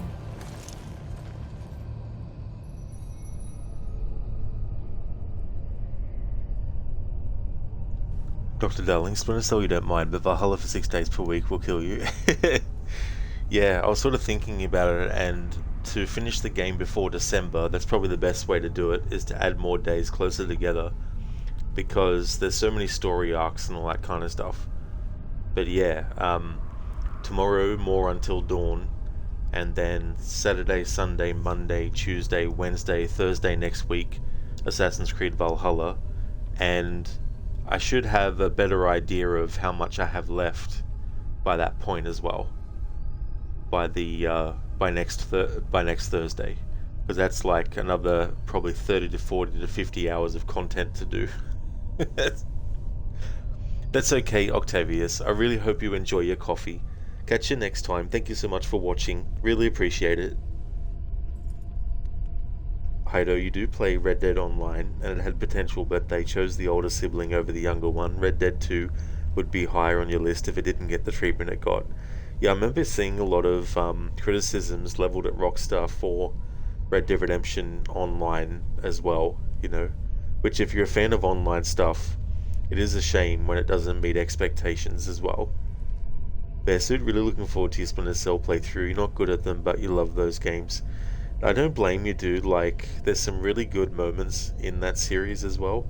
And while I do like all 6 games in the series, I definitely feel like the first 4 are probably the best overall. But for me, my favorite is still Chaos Theory. Such a great game, and also celebrating an anniversary this year. It's crazy. It's 20 years ago when that game originally came out. So for my annual playthroughs, I've already got like each game I've already figured out like a challenge or an approach to do ahead of time. So I don't know how long it'll take, but it just depends. Like, I don't have any strict like stealth challenge necessarily for any of them, so that'll help. Whereas last year for Splinter Cell 1, it took me over 20 hours to finish the damn game because of the challenge I had. Heido, is it your first time playing Until Dawn? I've actually played it a few times now. That's the original. The remake though, which came out, I haven't actually played that yet though. But I will eventually, but my main focus is just on the original this year for its 10th anniversary. I'm gonna best it no checkpoints playthrough. Now that would be fucking difficult. Chris, Chaos Theory is such a good game. Splendid co-op campaign. Yeah, Chaos Theory is just really, really good. I was never really one for multiplayer, so I mainly just played the single player experience, but yeah, that's still my favorite one.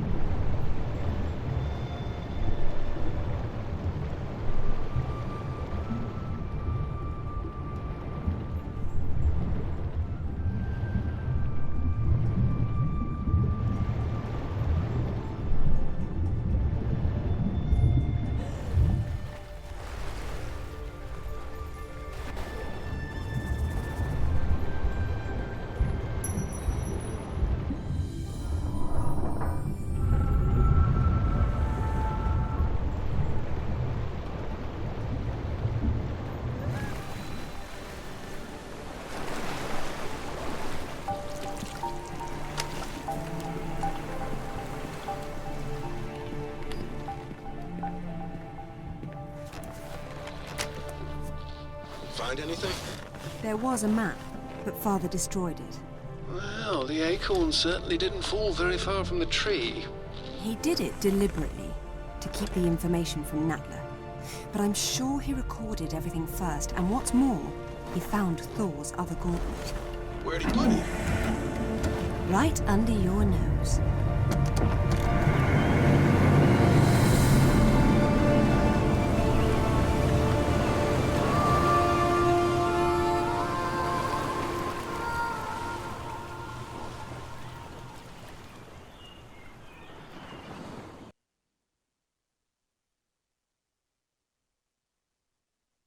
Oh yeah, Biko, that's no trouble at all. I really hope that things go well. Thank you for being here. Really appreciate it. See you soon for sure. Oh yeah, Haido, that's no problem at all. Heard the OG is a lot better than the remake. It's weird how they messed up a game where they didn't have to do much with the remake if it's true. Yeah, it's interesting because a lot of times with certain games, there's certain decisions that are made that different people might look at it and think, oh, that needs to be fixed. Where it's not necessarily something that needs fixing because it's not an issue that needs resolving, you know. Um, for example, in the original Until Dawn, the way that the aesthetic goes with the lighting and all that kind of stuff, and the fact that the sky is dark and everything, it really helps create the mood and the atmosphere of the game itself. And in the remake, for a few hours of the game's story, not real time hours, but in the actual game's story, for a few hours they actually have daylight. Not bright, sunny daylight. It's definitely in the afternoon, evening, but still, it kind of might be more realistic, maybe, but that aspect of the original wasn't about being realistic or not. It was about the aesthetic that they wanted to do, for that original. So I feel like with Until Dawn, all they had to do was just improve the resolution of stuff, you know, and all that kind of thing. But the thing with Until Dawn is that while Supermassive did do the original, they don't have any rights to the franchise. Sony is the one that actually owns the rights to that series. So instead of getting Supermassive to work on the remake, Sony hired a completely different studio and had them do it. And as a result, as you've mentioned, Haido, with the Odeth intro song, see, stuff like that, at first glance, it might be just like, oh yeah, it's probably because they couldn't get the license to have that music in again, which is fair enough. But the thing about that particular song is that it is so iconic with that intro for Until Dawn, so to have something different, it kind of feels weird.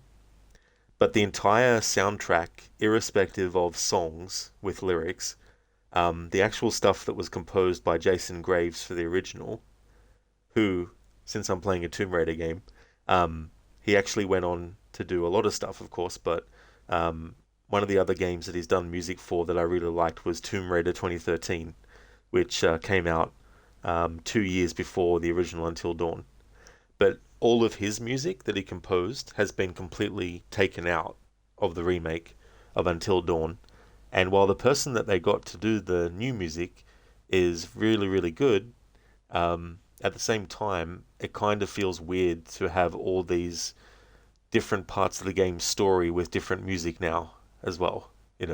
So it's one of those things that, for me at least, the music in the original is part of why the original is so good as well. That's one of the reasons why I definitely wanted to do a music-only focus for its 10th anniversary, which I'm currently in the middle of doing. But Sony got someone else to do the remake, and they removed all the pieces of music, not just the songs by artists, but they also removed Jason Graves' music and replaced it completely. And they also added some story elements that weren't in the original that make it relate to the movie that came out recently. And there's a particular character in the original that for the remake, in addition to the elements from the movie, has completely changed their character. And it's a really silly change in my opinion as well. So that's another thing that they've done with the remake of Until Dawn is they've changed one of the main characters to suit the movie that they did recently as well. So yeah, that's another thing about it.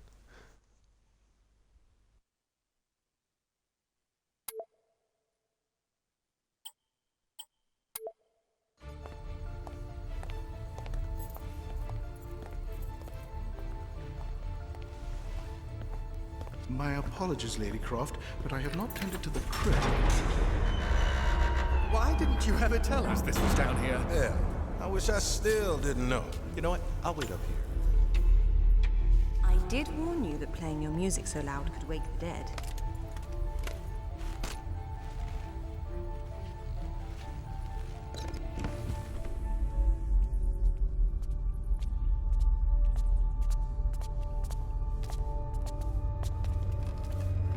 Damn. This is creepy.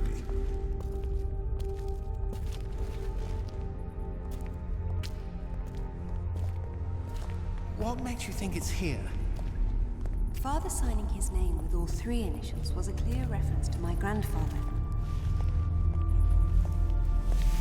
Light, please.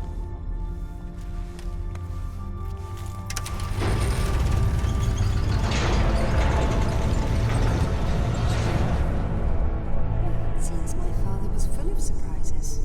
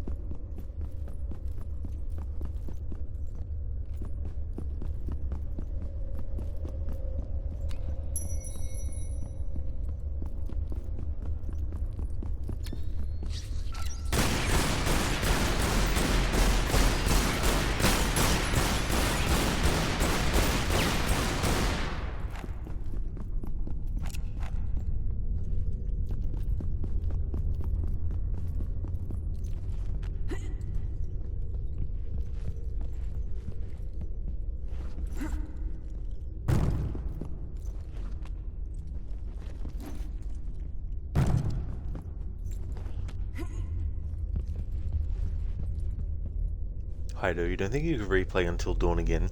You played it like 3 times in the span of a week or two for the platinum. The first 4 chapters are really boring to you. It's on you though for killing the game for yourself. Nearly any game you play 3 times in that little time would probably be annoying for anyone. Yeah, that's the other thing too. The burnout that you might feel and how it might have short-term effects where you might just need like a few months between playthroughs, but then there might be some times in some games where it's like, nah, I could go for a year or more without playing it again. And yeah, it's definitely like around chapter 5 where things really start to kick into high gear as well. Oops.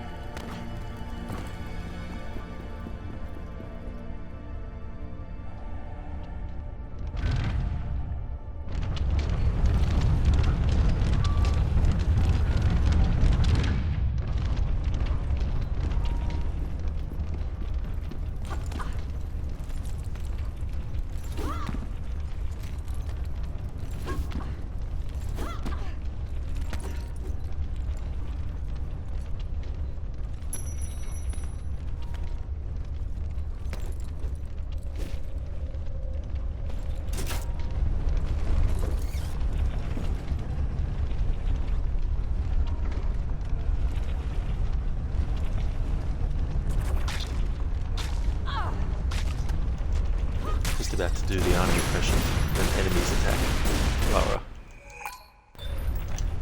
They dead now? Alright, cool.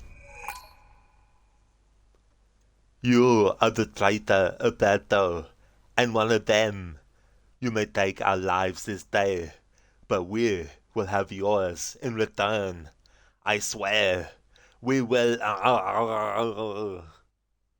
Thank you, Dr. Darling, for redeeming that from Assassin's Creed 2. As the Arnie impression. That moment, I tell you what, still as impactful as it was in 2009. Hido, you do really like the Quarry though, like that is probably in your top 10. You just like the summer camp vibe and it gets into the action far quicker. Yeah, I could definitely see why some who were, pardon me, big fans of Until Dawn, because I did see some fans online who really liked Until Dawn say that they didn't like the Quarry at all. which is definitely fair enough. The thing about the quarry is that, and this doesn't mean that people who don't like it have to change their mind about it, but the way that they do the quarry, it's intentionally supposed to be like a very cheesy B grade kind of like summer camp slasher movie like Friday the 13th or that sort of vein, you know, as well. And it does go a bit on the silly side in certain aspects as well. So if you don't really like too cheesy stuff in horror things, then it might not be your thing as well. But yeah, I really like that about the game.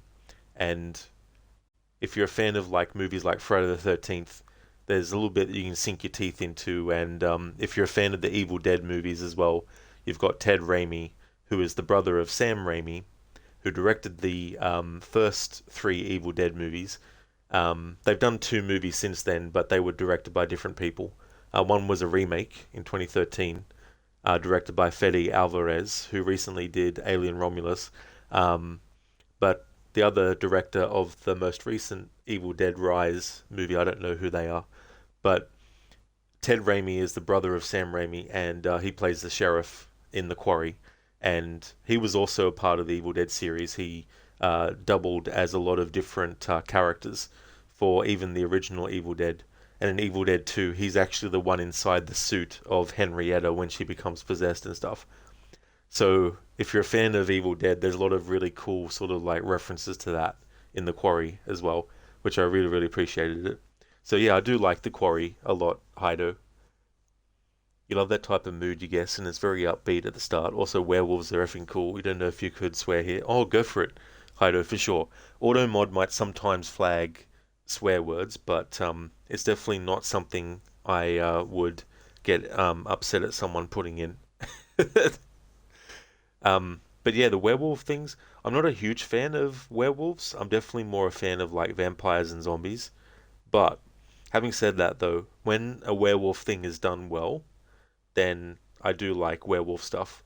Like for example, the movie Dog Soldiers has werewolves in it, and I like that movie. I thought that was pretty good.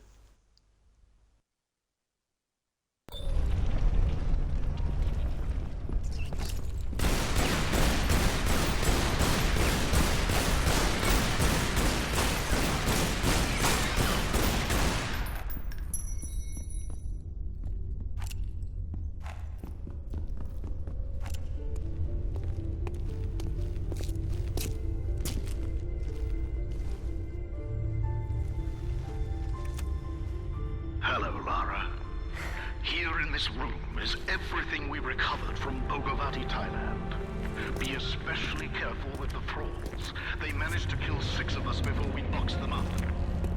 They were protecting one of Thor's gauntlets and a map showing where the rest of his treasures were hidden, all of which are necessary to open the way to Avalon. The Norse believe this site contains a powerful weapon, and to safeguard against this possibility, I destroyed the original map. I hope this was not a terrible mistake, but if it was, I hope you and your mother can forgive me.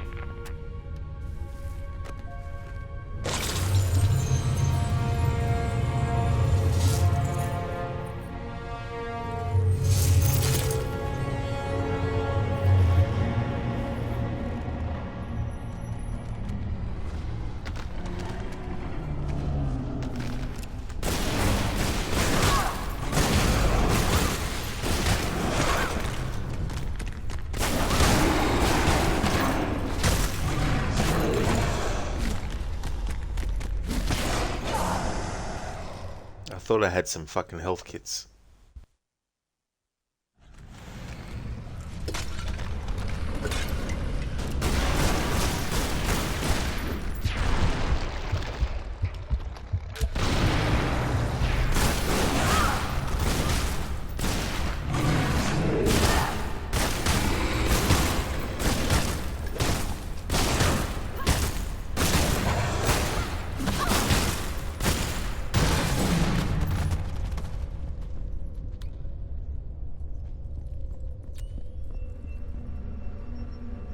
Oh yeah, Hydro, that's no trouble at all. So, your last message, you love that type of mood, you guess, and it's very upbeat at the start. Also, werewolves are effing cool. We don't know if you could swear here. Oh, for sure, Heido, definitely don't mind. Auto mod might flag swear words and stuff, but if it does, I just approve it so it goes through. So if that ever happens, it usually doesn't take me long to notice that it's flagged something. But werewolf stuff, I'm not really a big fan of it. I'm more a fan of like vampires and zombies, but there can be really good werewolf stuff that I like. It just really depends. Dog Soldiers, for example, is a movie with werewolves that I really liked.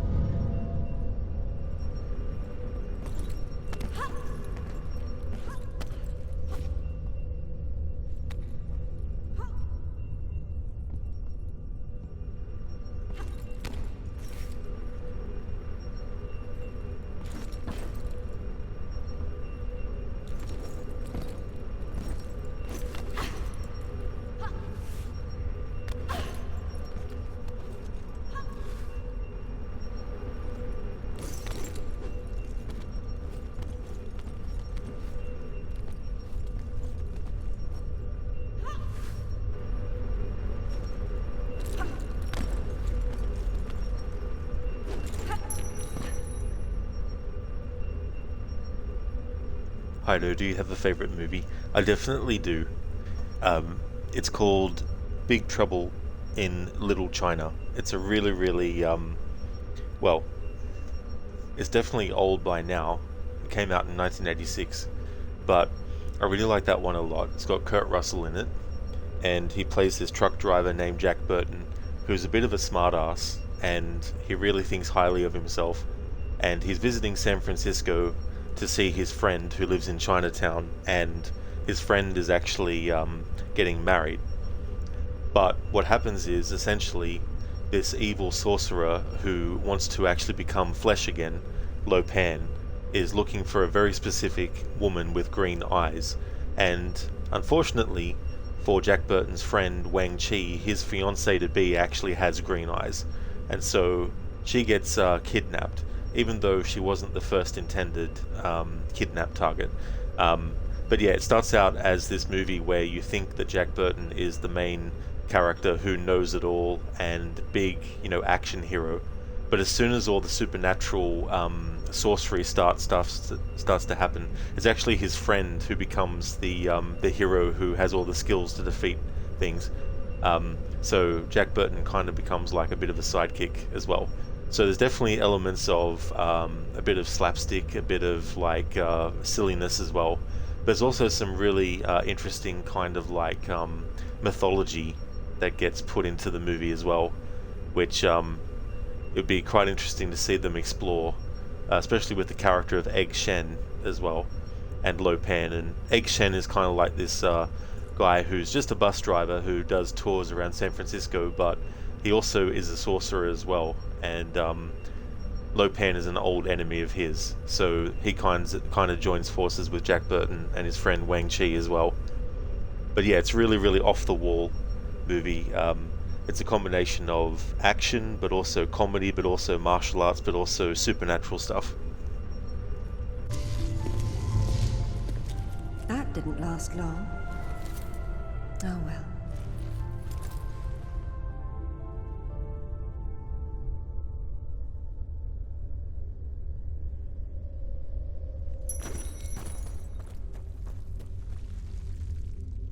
For those who weren't here at the start of the stream, this game actually starts off at a point in time, and then when you do that part, it comes up saying a week earlier. So all the stuff that we've been doing as Lara, going to the temple and coming back to Croft Manor, has all happened in the lead up to the point where the game actually started. So we're almost up to that point now.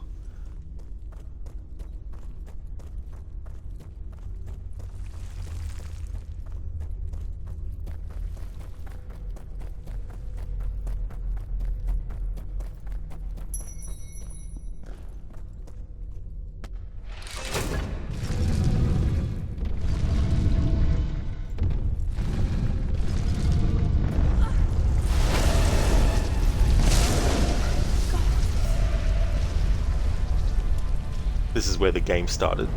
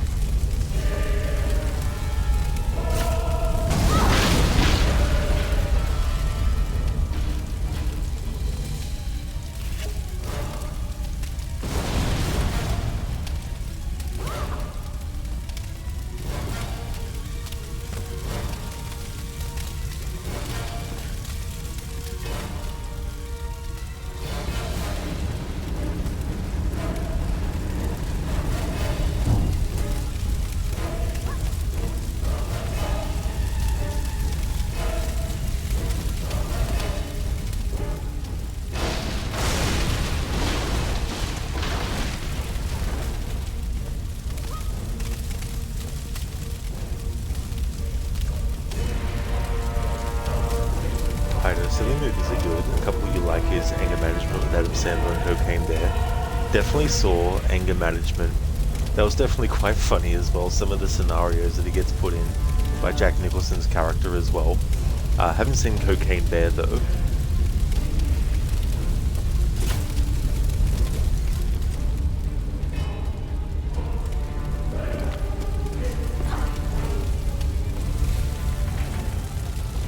Look out! Stop! It's Lara! I know!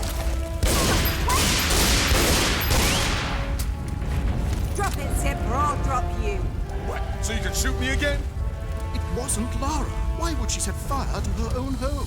She got into the vault. It had to be her. Is that what happened here? Someone blew open the vault? All right. Say it wasn't. Someone who looked a hell of a lot like you opened it using the retina scanner. Impossible. Exactly. Then what happened? She got away with Amanda's race stone. Where's Alistair? We haven't seen him. I'm going to the tech room to watch the security video. You two get out before the roof comes down.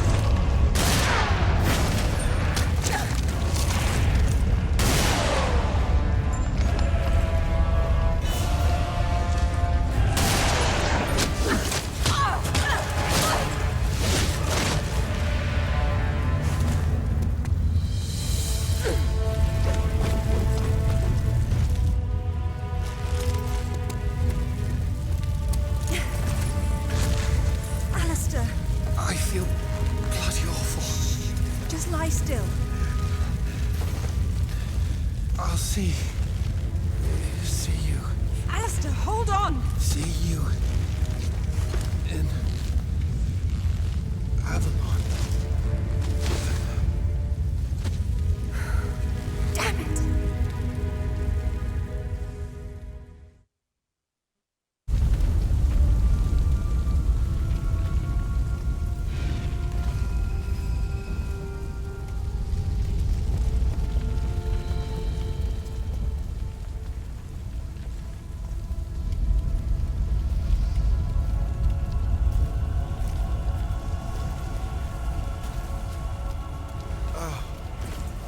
No.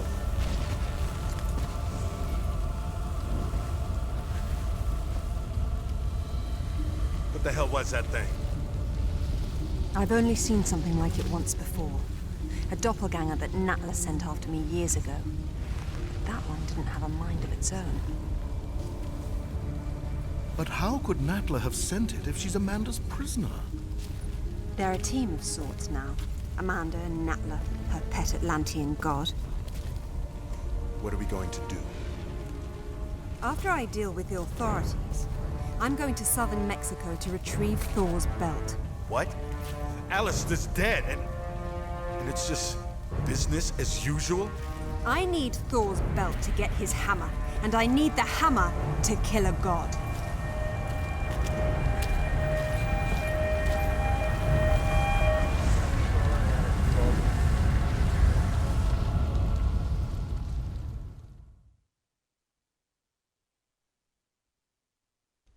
Rest in peace, Alistair. Hido, Cocaine Bear is exactly what it sounds like. A bear that finds cocaine in the woods, snorts it, goes on a murderous rampage because of it, and is 10 times more crazy and deadly because of the cocaine.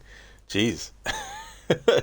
I thought that it was just some kind of, like, I don't know, like mascot that some people had come up with for cocaine or something. Sounds like a crazy movie.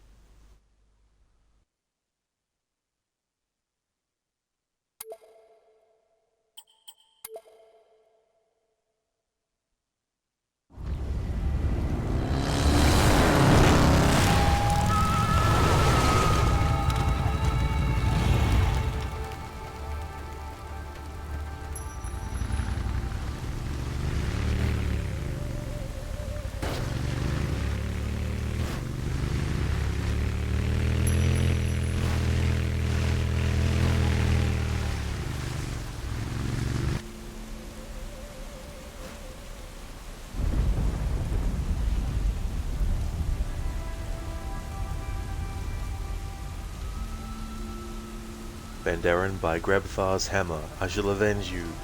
Oh, it was Thor's hammer, sorry. I still haven't seen Galaxy Quest before. I don't really know too much about it, but I definitely have heard that quote from it though. How's things, Bandaren? Hido, yeah, you find it really funny and just stupid because of the scenario. The bear even gets her cubs to have some. Oh jeez, damn. To cause more shenanigans.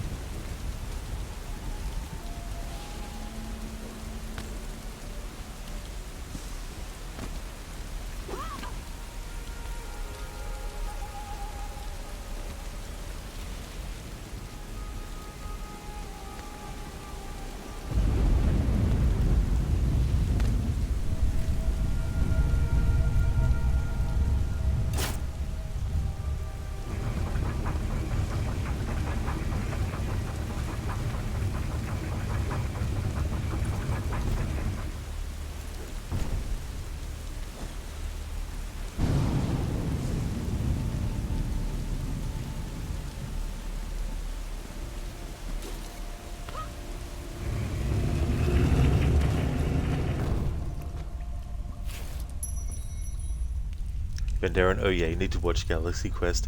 I definitely do, because it was a long time ago now that it came out. All good, hope the stream is going well. Excellent to hear, Ben Darren, that's great. Yeah, stream's going good. This game has had some really annoying camera changes as you're trying to do stuff. The camera automatically likes to decide to completely zoom in on a spot of the screen to completely obscure where you need to actually jump to and all this kind of stuff. It's very annoying. That would be the only thing about this game I would say brings it down a lot. But otherwise, there's a lot of really good stuff in it. I know your favorite movies though is just all the Transformers movies. Yeah, I never actually saw all of those. Like, I saw the first 3, but after that I didn't watch any of the other ones as well. But haven't they done like 3 since then as well?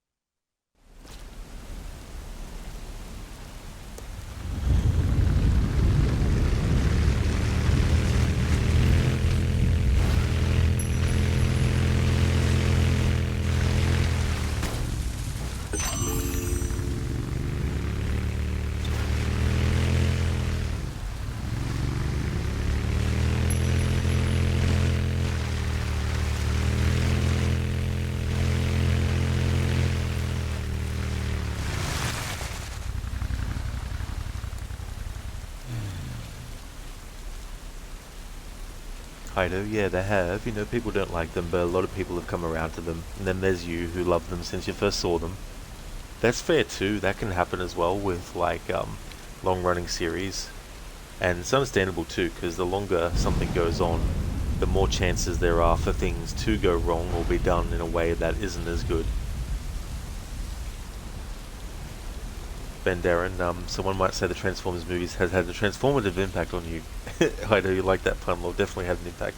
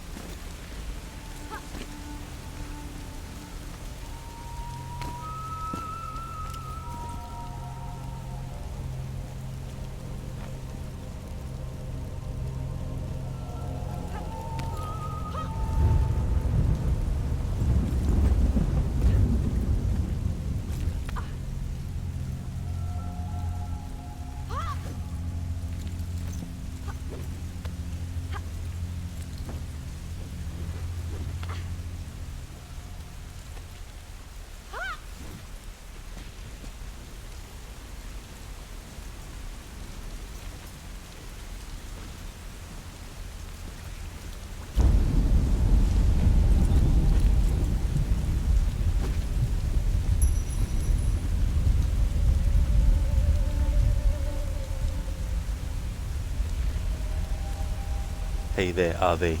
Welcome on in. Tom braiding people in the underworld. Truly a dedicated man. Hello, Rod. Hope you're having a good day. Thank you. I definitely am, for sure. I finished off Tom Braider Legend earlier today, so that was good to get that done in one stream. And I want to do the same for this, hopefully. How's things going with you? Hi, do they even have some Transformers games on like the PS3 generation? Really want to play those, probably get a PS3 again for them. Never actually played any of those, but I think I might have seen one of them somewhere. But when you do, hopefully you enjoy it. And Darren, you have Transformers Devastation on PS4, but not played it. I wonder how many games then they've done since then. Are they pretty good? Got home from work a while ago. Oh, very nice, RV, that's cool. I hope that you can enjoy the rest of your day.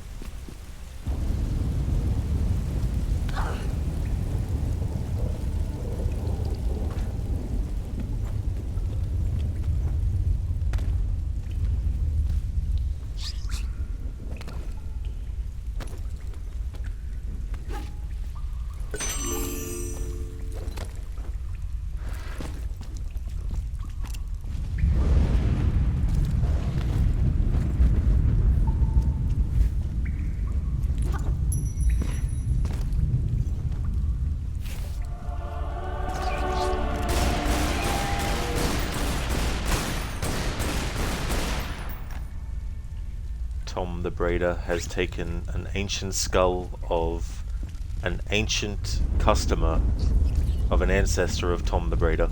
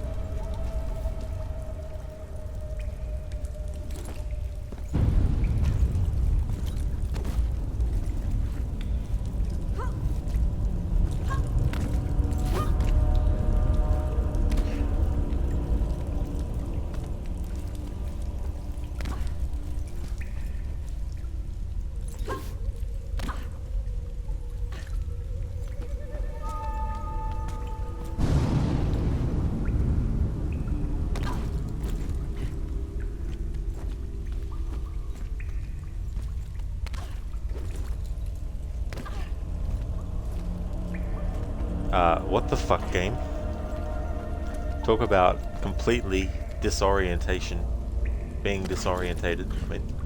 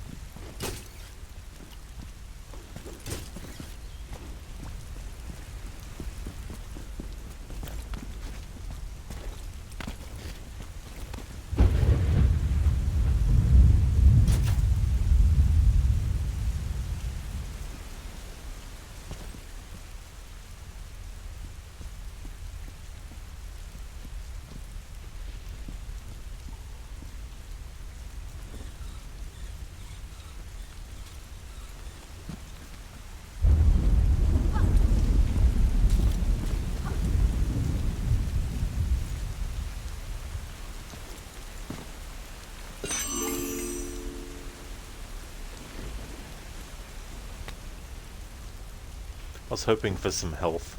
Sometimes you find health in jars that you destroy. Those diamond things are secrets. I'm not really... Oh, secrets slash collectibles. I'm not really worried about them.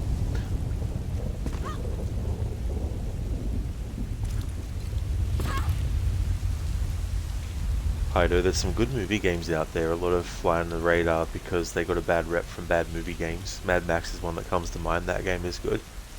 Yeah, that one is actually pretty good. The only thing I'd say is if you want to do side content in a game, but you don't like the ratio where there's more side content than actual main, like main story and stuff, that's probably one of the downsides with Mad Max. And there's a lot of side stuff to do, especially if you want to, upgrade things a lot. But if you don't mind that kind of thing, then it's definitely good too. But overall, I definitely would say it was a good kind of like adaptation. Not that it was directly adapting any specific Mad Max movie, but I think it was pretty good though. Would the Batman games be considered movie games? Yeah, I guess if one is like the ones that are based on the movies, for sure. But if it's like Batman Arkham Asylum series, for example, like probably wouldn't classify them as games based on movies though.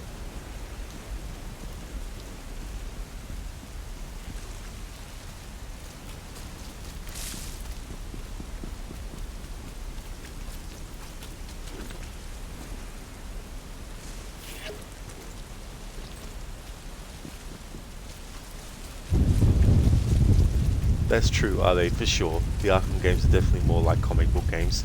Absolutely. Speaking of them, I need to do my annual playthrough series of at least the 3 in the series. Origins, unfortunately, yet again, I can't access.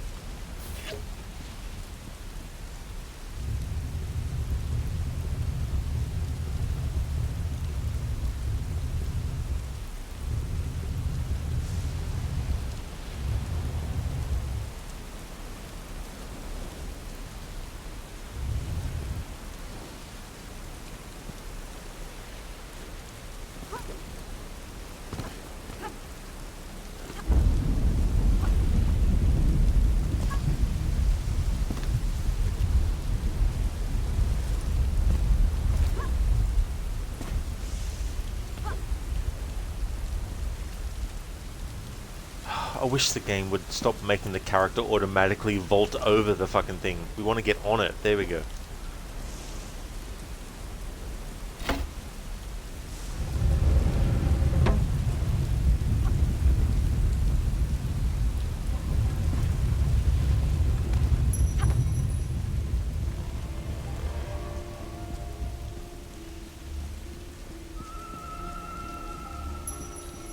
Oh shit, there's something I forgot to friggin' do, which helps you get to where I need to quicker.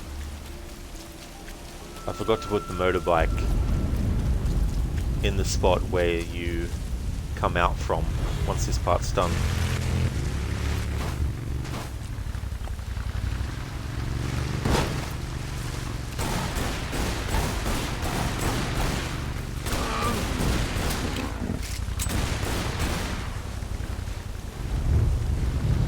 Bloody camera, I tell you what. It's like trying to wrangle a drunk.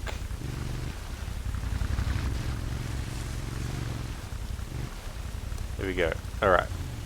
There we go.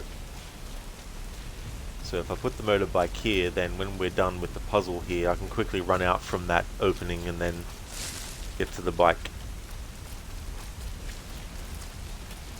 I do, yeah, a lot of scavenge points and enemy bases. A lot of them are quick to clear out though, but there is still a lot that can take quite a long time.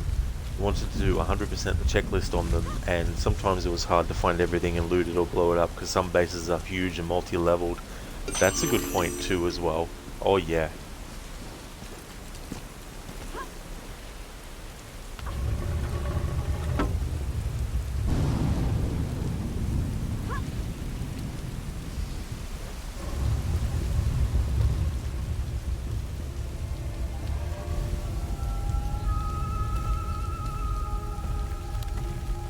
The Mayan calendar had only 360 days, and the remaining 5 were the unnamed days. The Maya believed that each year when the unnamed days arrived, the gates to the Underworld would open.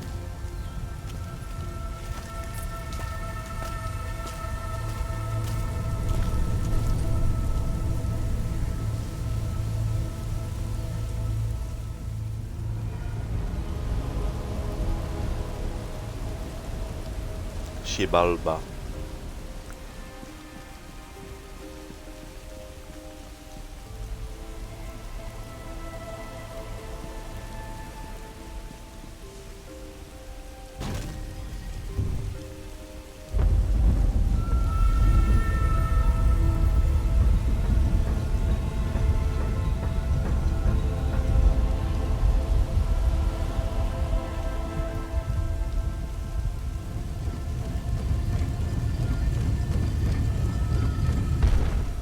Do you play the Mad Max game on here?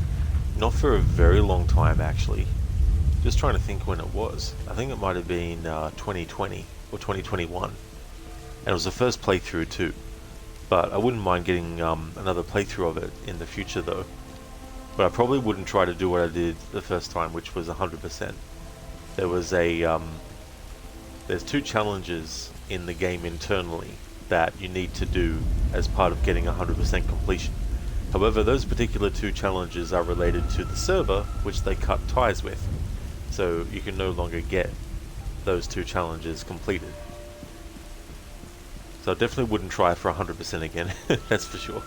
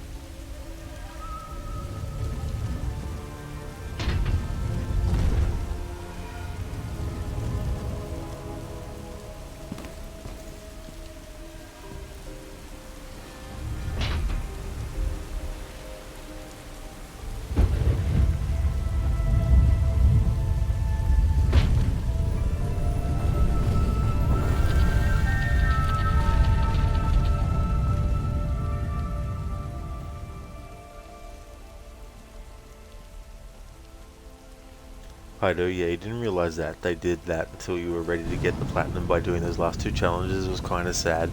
It really, really is. That's a situation where they should, because even if they don't know that that's going to happen when the game actually comes out or however long after, at least put it in place so that when servers inevitably get shut down for something, make it that the game can detect that and then just give the friggin' challenges done. You know what I mean? Like, hey there, Shaky. How's things, dude?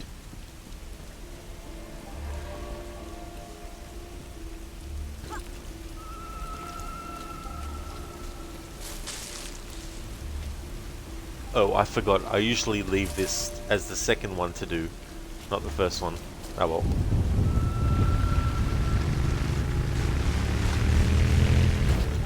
Because once you have both set in motion, there's actually a timed part where you have to get to the opening before it closes. Usually I do the other one first and then that one.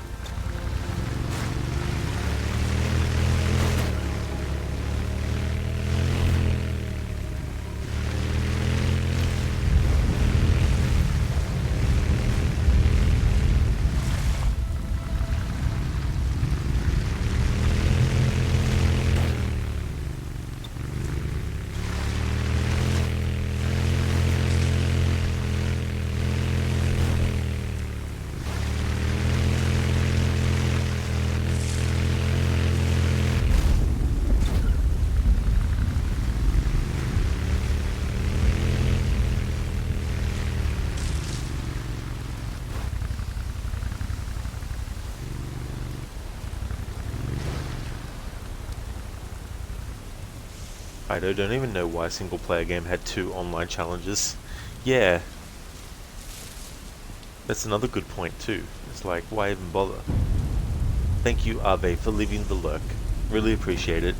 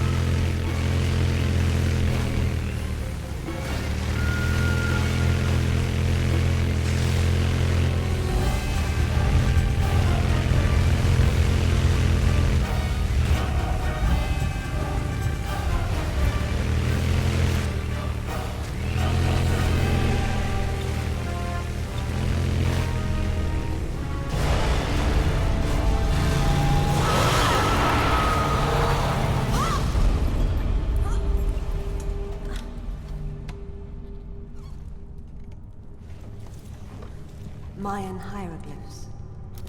The place of fear. It's definitely Xibalba, the Mayan land of the dead.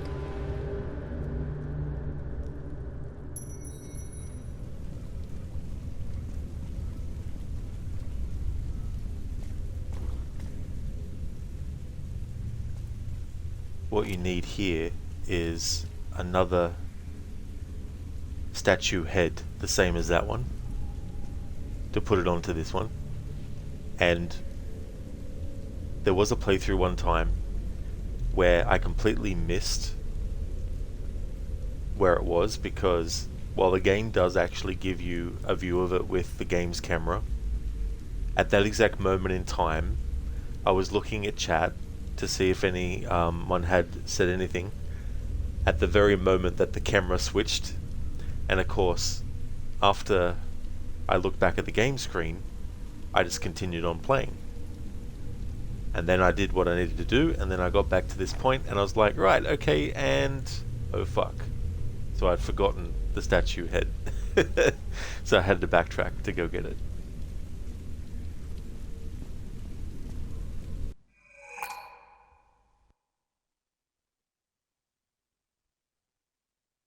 Ah, let me tell you a tale of Lara Croft. 'Twas she was leaping like a frog. The tomb's old crypt was her destination. No running allowed, no forward motion. Just a series of leaps, a quick forward dash, over crumbling stone, and certain death. Very clever. Thank you, Senny, for redeeming that as a Bane impression. Leaping like a frog. Definitely will be doing that challenge with Tomb Raider 2 next year. Hido just caused 3, you think, but for sure 4 has those online challenges too. It sucks if someone plays those games in the future and the servers go down. Absolutely. Yeah. No, I think they should future-proof games that have any ties to servers that could potentially be shut down. Make it so that the game will recognize that the connection to the server cannot be established, and then just basically make whatever it is pop up in the game for you. Because that was such a fun challenge. It really was. I still haven't gone through that VOD and actually counted how many jumps we actually did in the game, but it had to have been at least 400 jumps. Especially the moments where I had to fine-tune Lara's positioning, because in the old school Tomb Raider games, when Lara jumps on the spot, she doesn't just jump and land the same exact position that she started the jump from. She'll incrementally move forward each time you jump on the spot. So to fine-tune some of the jumps, because there wasn't much headroom to actually jump Lara to the edge to then do a jump to another ledge, I had to just jump on the spot. And sometimes that was probably like 20 jumps just there to do that. You would have imagined in the thousands, especially with those jumps with a low ceiling. Oh, absolutely, dude, you know. And it was very, very tricky too, because it was very easy to sometimes accidentally have Lara move forward instead of actually jumping forward.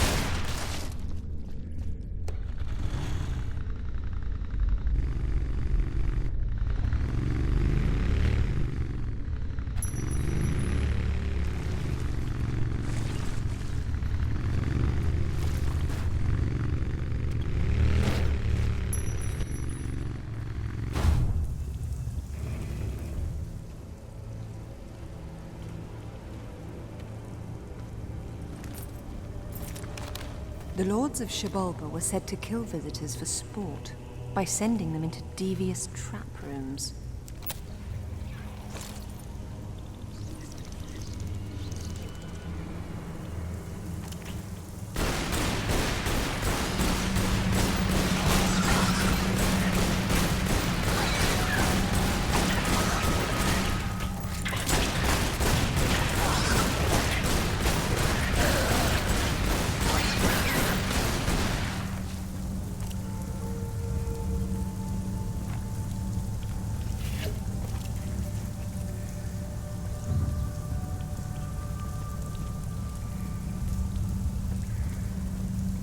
I haven't actually played any of them, Hido, none of the Just Cause games as yet. I've seen gameplay of 3. Definitely looked like a lot of fun.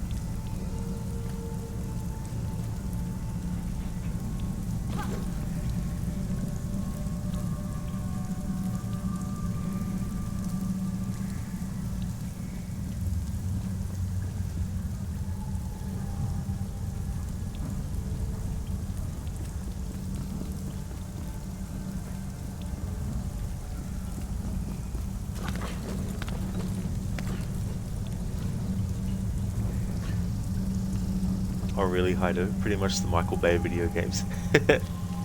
Explosions every 5 seconds.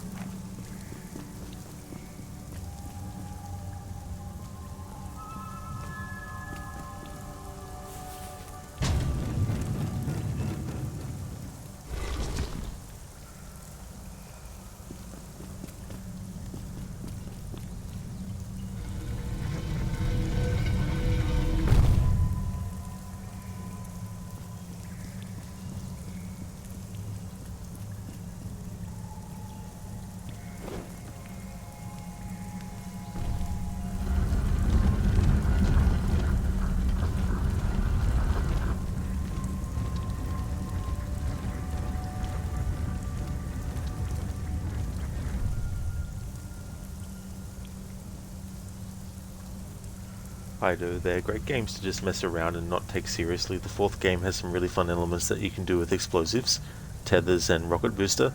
Oh, tethers.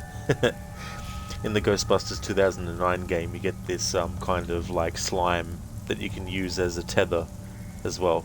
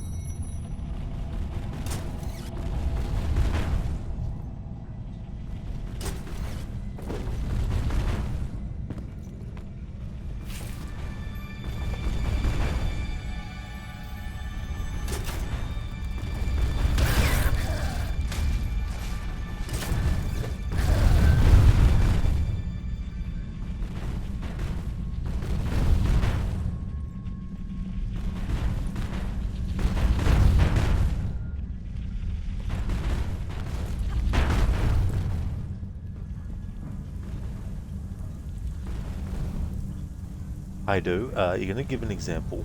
You could attach a tethered balloon to quite a lot of explosives or sea cans. It'll float up in the air and you can guide it towards an enemy base and just rain hell on an enemy base with all those explosives and cans. That would have looked quite funny as well to see that in action. Definitely sounds like something that you would see in a Michael Bay movie. Dr. Darling, Rod has reached Jabalba. I wonder if he'll still be there in 30 minutes when I get back home. Well, I definitely will be streaming until we get the game done. So, it's about 4 hours. The last playthrough took me about 5 or so hours, but this one might take me 5.5 to 6. Which would take me to 2 AM my time.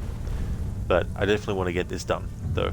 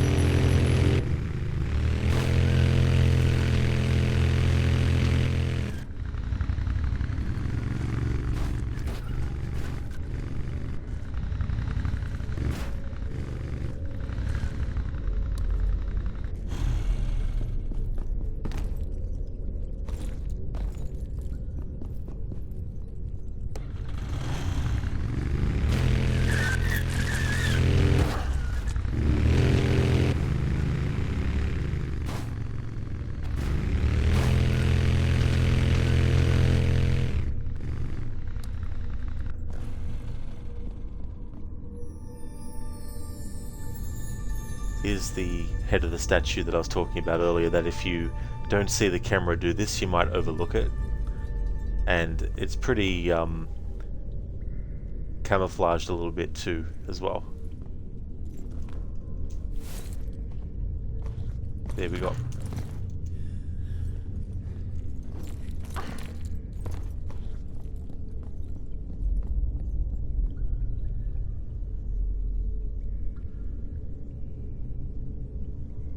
Oh, that's fair enough, Hido. That's no worries at all. I actually never realised you have an Aussie accent. You're so bad at doing accents and noticing them. Oh, that's all good. Because it can be tricky too with accents, because then there can also be ones that are very similar, even though they're from different parts of the world as well. My brother and I aren't allowed to play with chainsaws anymore. Technically, he's my half-brother. Thank you for redeeming that as an Arnie impression, Dr. Darling. That's a really good one. That's the best you can do on your phone. It's not good enough. No, just kidding. There's definitely no worries at all. Thank you for redeeming that.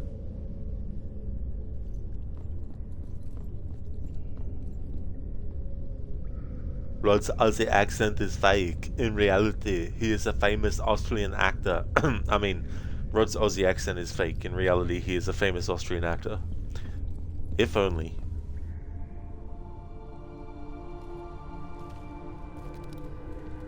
The Midgard serpent Jormungandr, that lies on the bottom of the ocean, encircling all the world.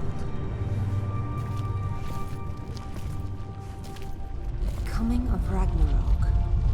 Jormungandr thrashes beneath the sea, flooding the land and vomiting its deadly poison into the air. The final battle of the gods. Thor kills Jormungandr with his hammer, Mjolnir, but then he retreats only 9 steps before he succumbs to the serpent's venom.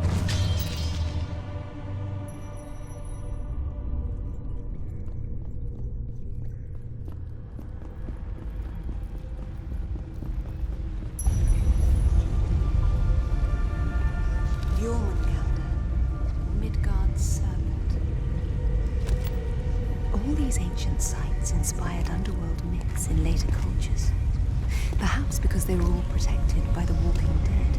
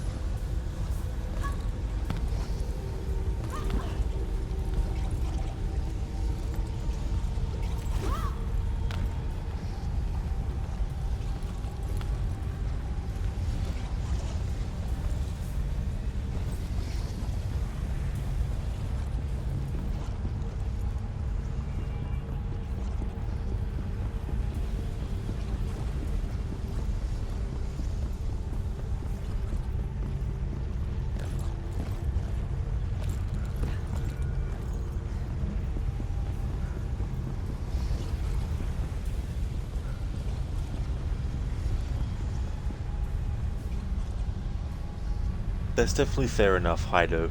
Definitely understandable. You're gonna head off now because your phone is gonna die soon. I'll talk to you again sometime. Absolutely. Thank you so much for being here and for chatting as well. I really hope that you have a good one.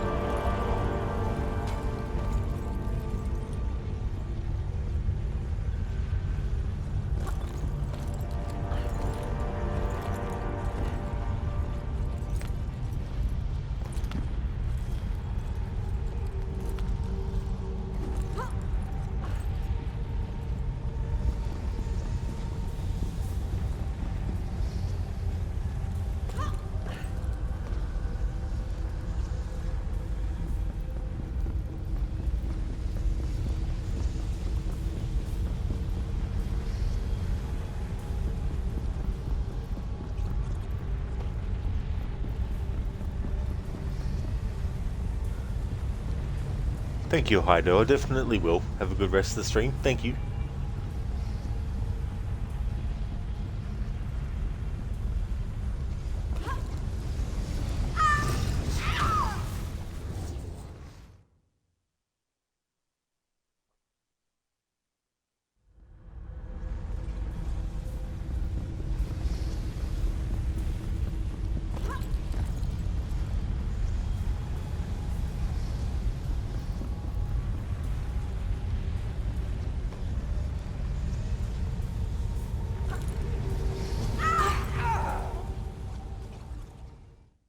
Hey, Anmita. Welcome back, dude. Hope things went well.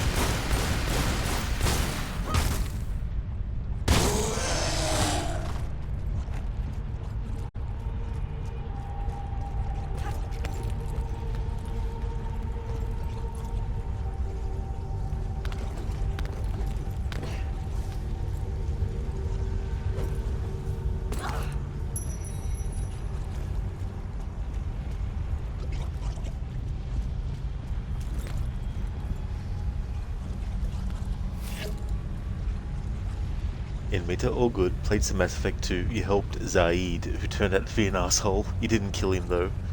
Don't actually remember that character, unfortunately, Anmita. I played Mass Effect 2 for the first time last year as well. The name sounds familiar, though.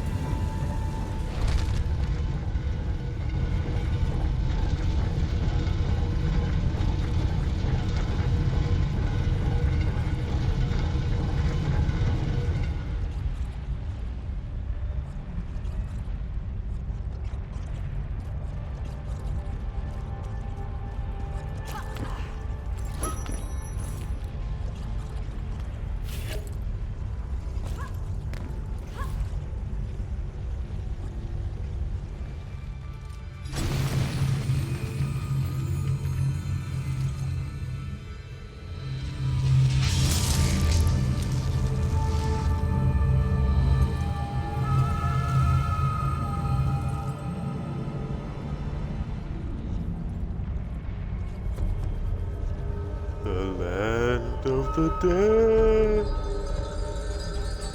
Dr. Darling, you know what Rod chose to do.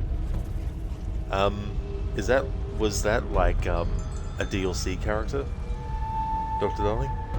Dimitri, it's one of the first people you can recruit. You also forgot he was there, but after you help the other recruits.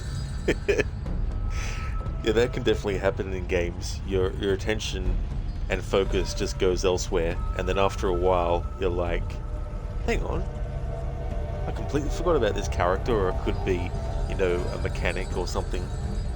You helped him too. He seeks revenge because another guy took his place by force. I wish I could actually remember. I think yeah, I definitely didn't do any DLC content with my playthrough of Mass Effect 1, 2, or 3 in beta, but I definitely want to do that the next time I play them though. That ring looks like the precious. Well, those rings. You see, there are many of them. That's true. Yeah. My precious. Coyote, yeah. The land of the dead. I'm telling he was. He didn't do his mission. Didn't do Zaid's mission. Yeah. Until next time, though. Coyote, doesn't Jimmy from GTA 5 remind you of Jonah Hill?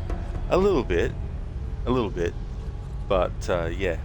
That character in GTA 5, like, I hate Michael's family in that game. So whenever I play that game, I like to mess with them. So any mission where you have to drive Jimmy somewhere, I make sure to run him over and do all that stuff. And there was one playthrough where I had him basically run after the vehicle from the house to the mission objective. I would just drive ahead slowly each time, and when he got close to the door of the car, I'd move a bit further and just kept on doing that to him.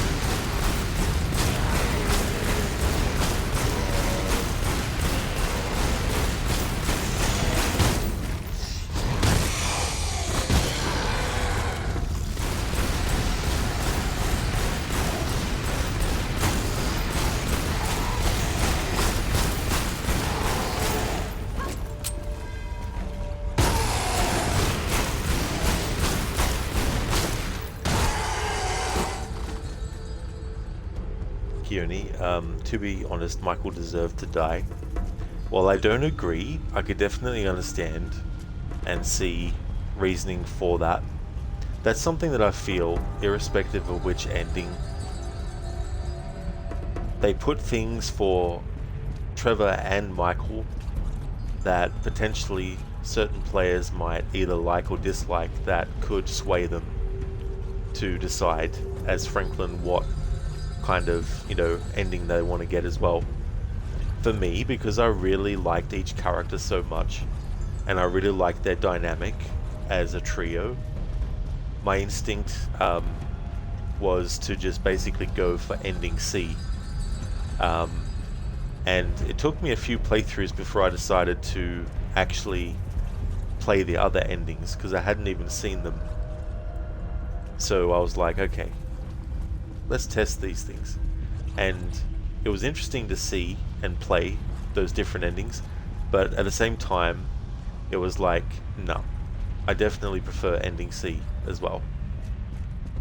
And me too, didn't even realize he was a DLC character. It's hard to tell if something is a DLC or not with the Legendary Edition because they appear as normal missions.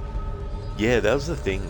I used the wiki for Mass Effect to actually help guide me to what things were DLC or not, and I had like a notepad keeping note of that stuff. But you're right, there's nothing in the actual game itself that lets you know, unless you had played the original version of each game and you knew what the DLC was. Ubisoft started their autumn sale and you can get Shadows for 27 euros, but it's still expensive. Oh yeah, I don't blame you, dude, and I wouldn't even buy it for like $10. That's Australian, so I'm gonna wait till it becomes available on PS Plus, because that way I don't have to pay extra on top of the membership of PlayStation Plus to play Assassin's Creed Shadows.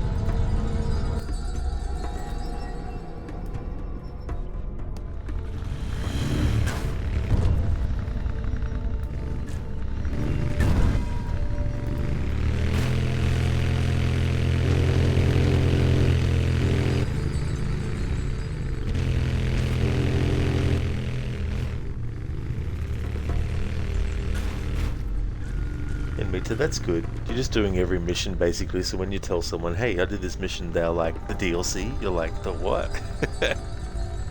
Yeah, it would have been, even if it had like in brackets next to the name of the quest, DLC, you know.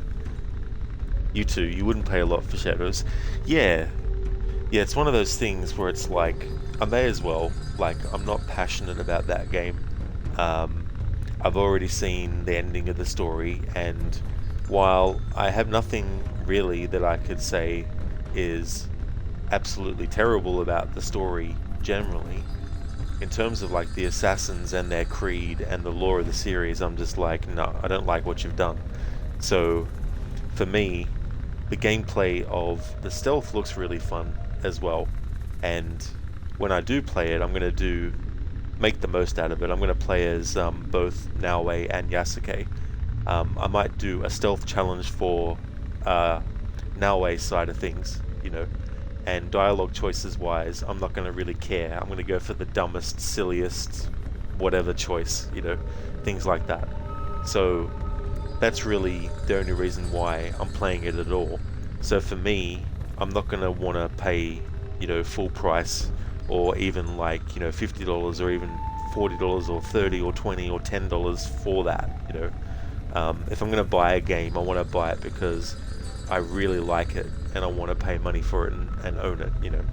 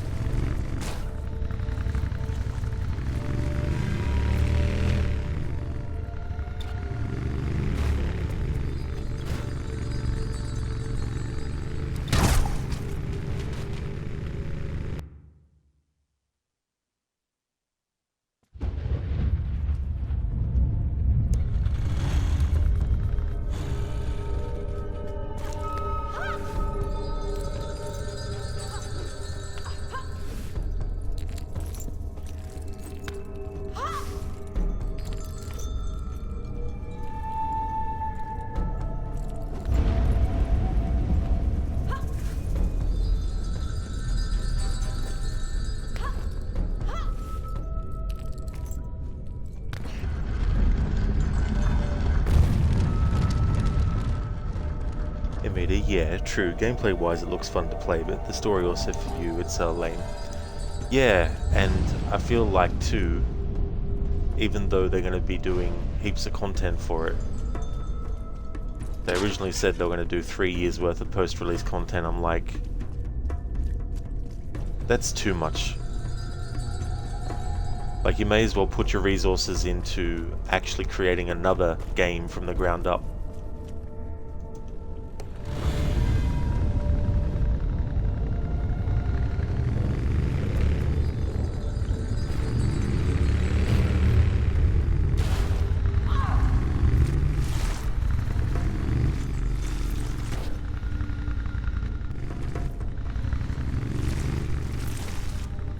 Yeah, and Mita, you know, like, sure, release at least new content a year after release, that's fair enough. But not 2 or 3 or 4 or 10 or 50.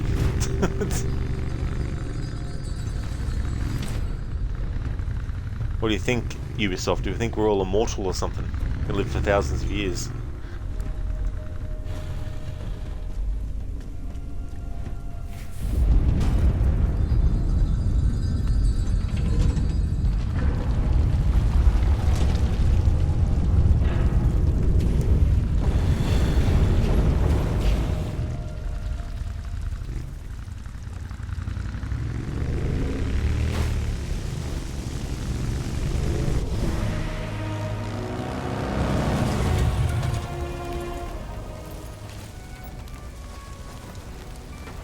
Zip, I have everything I need to get Thor's hammer. Do you have better coordinates for me?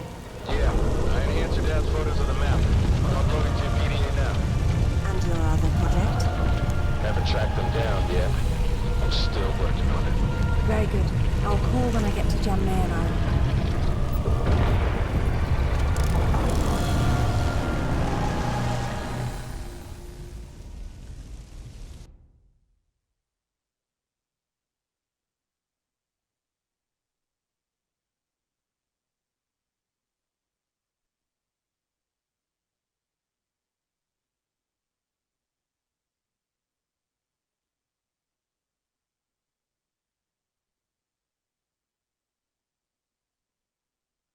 Amita, Thor's hammer. Eivor might be looking for you.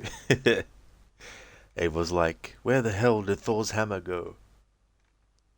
Who took it? Why'd you take it for? Be right back.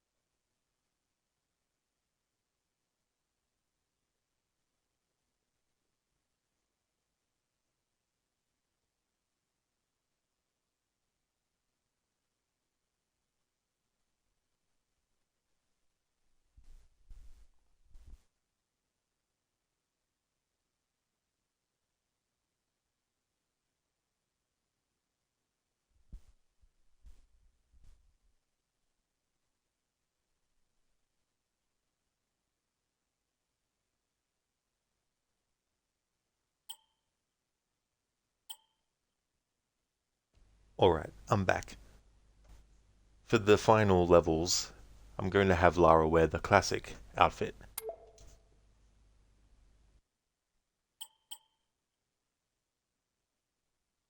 Keone, we need an aha suit. Yes. Now that would be good. That would be funny. Thank you for the welcome back, Enmita.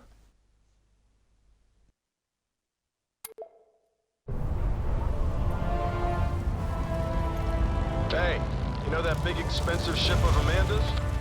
The one on the bottom of the Mediterranean? Uh-huh, that one.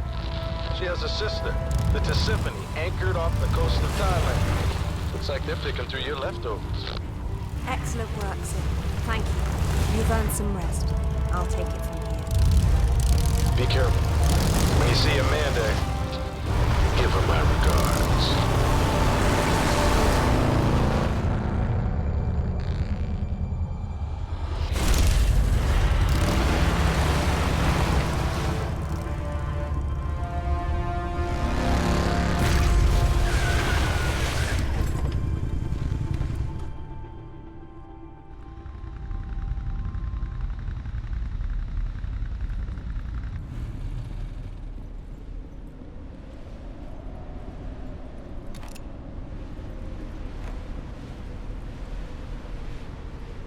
Keone, what's your favourite Lara costume of all time?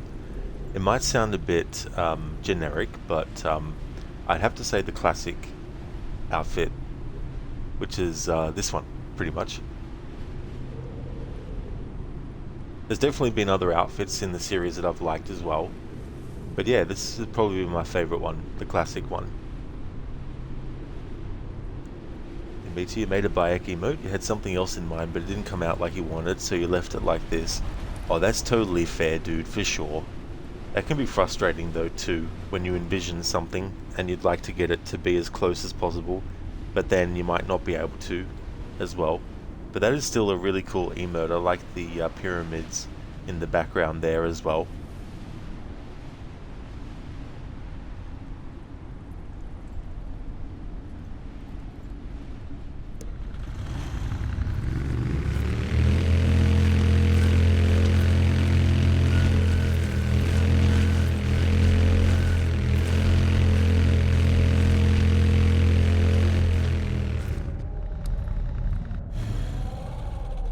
That's no worries, Amita.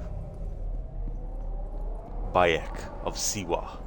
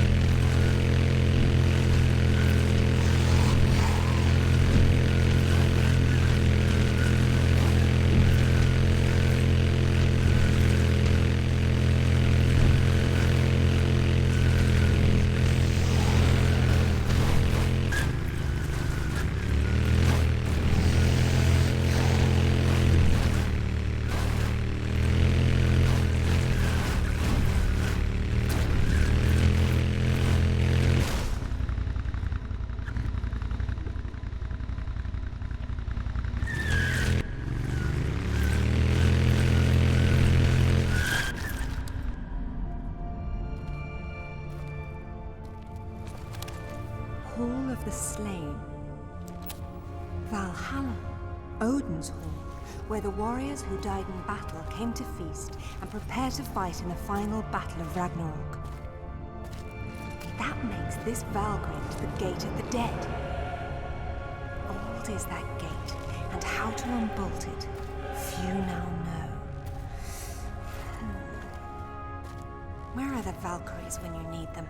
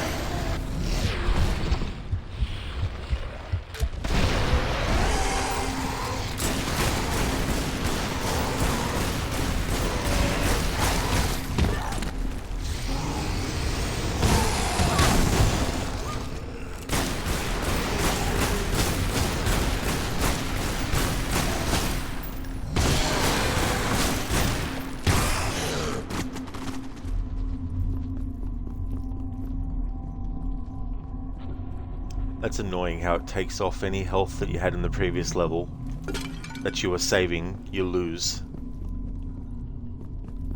Because I had like at least 7 heals, but now I have none. It's like, thank you, game.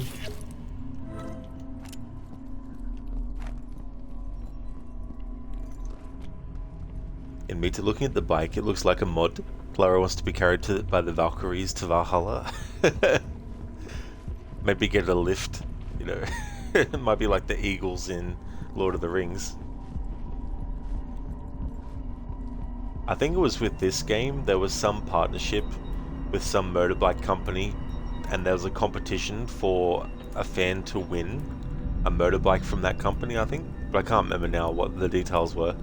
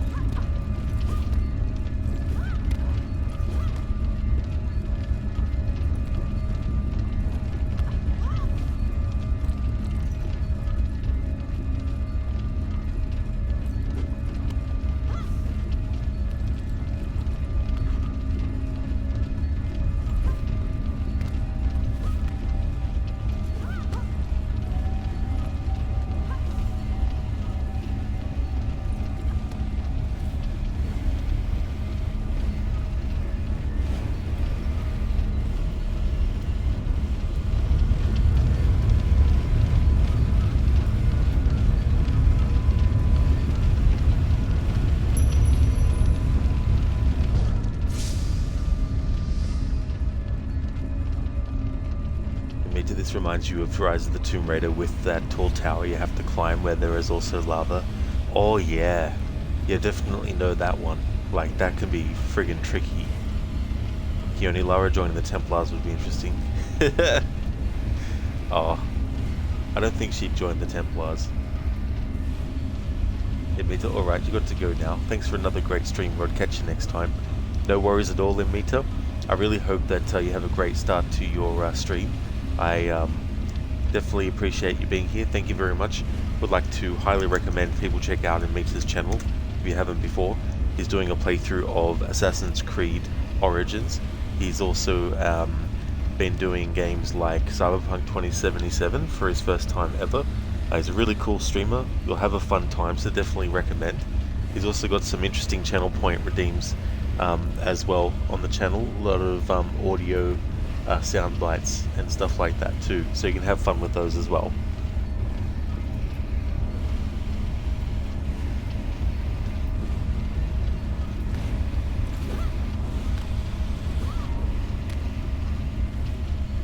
No problem at all, Imita, for the shout out, dude.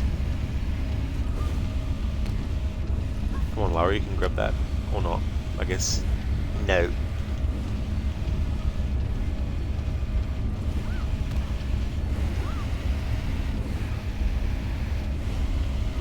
There's one of these things that I missed turning, but we can get that. Because we have to go back down from this high tower again. Anyway.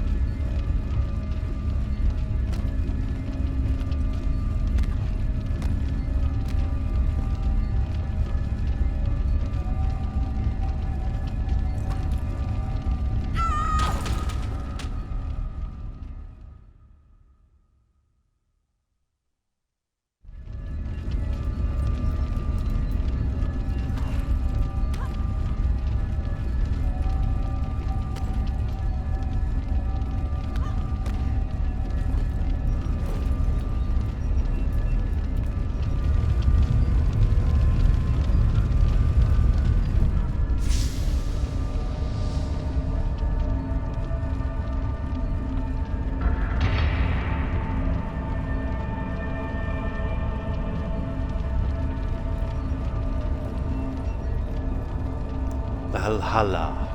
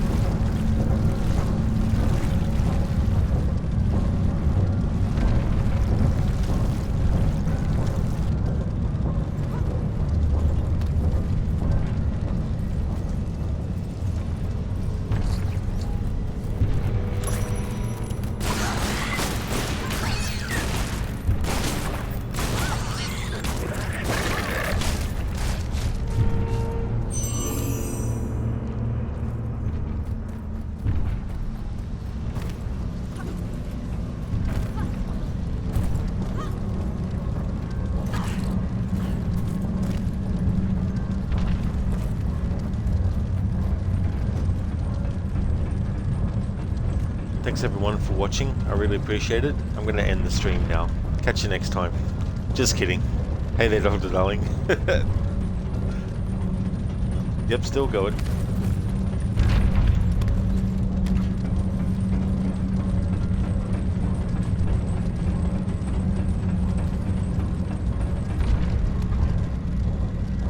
Yeah, definitely would be close.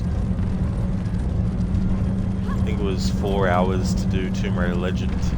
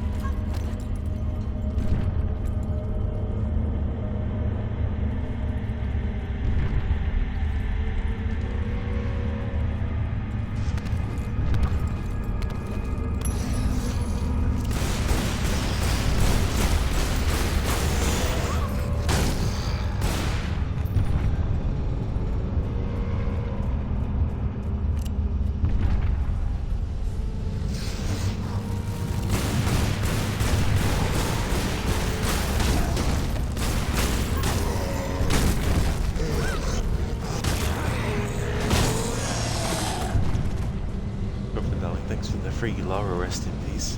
Yeah, there's definitely a lot of those. What's wrong with you, Lara? In previous games that fall wouldn't have killed you. Exactly. Yep. Plus, this is as high as she can jump now, whereas in the earlier games to this one she could jump twice that height.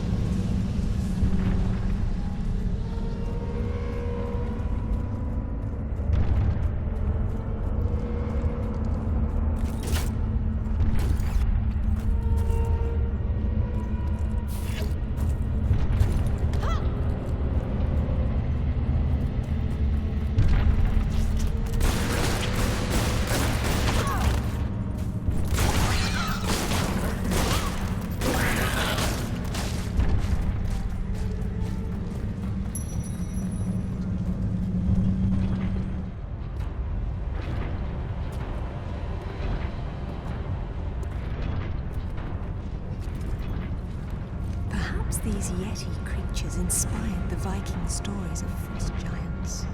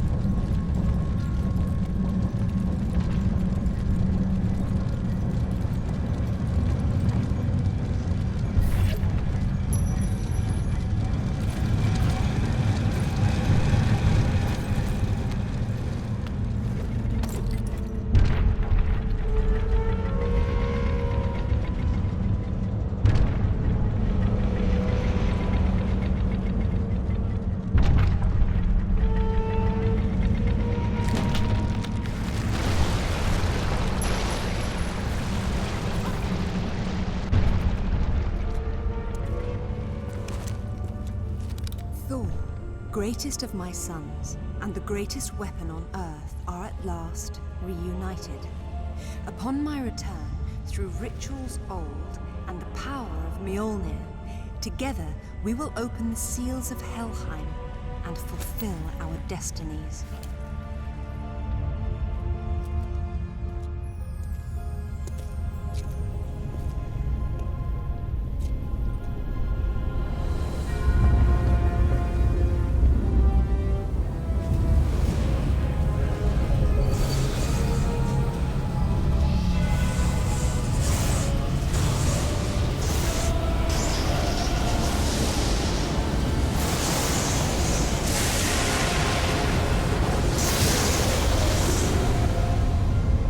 Lara is worthy.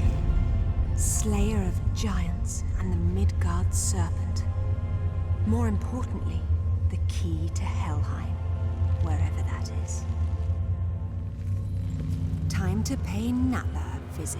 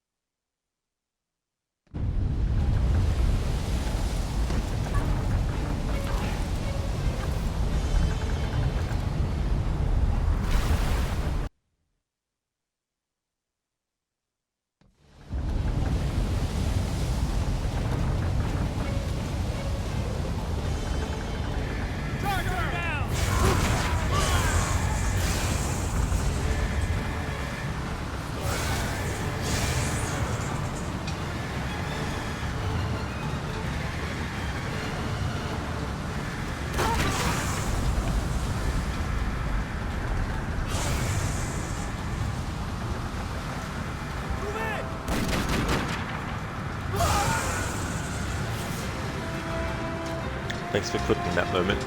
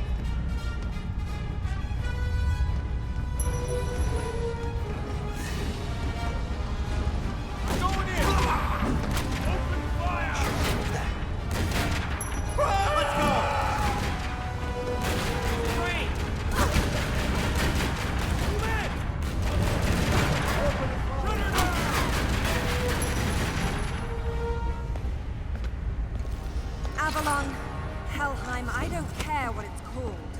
Where is it? Look at all you've done. Incredible. I will never doubt you again. Tell me, now. Very well.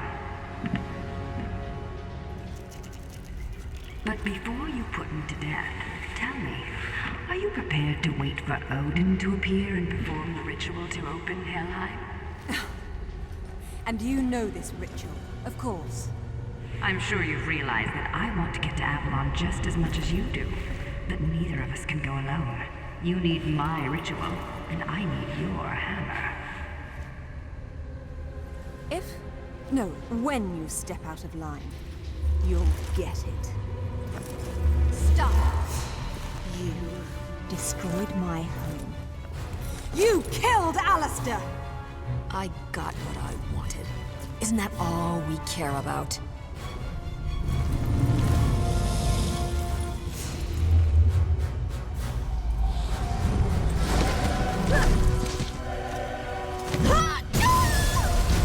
You can die too! Lara, you really are a woman after my own heart.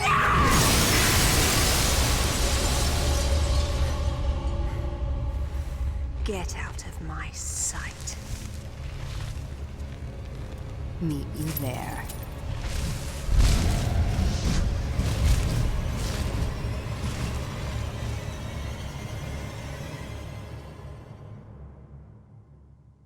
Yes, Aerith, that was funny. Talk about dying from a short fall. Alright, here we go. Final level time.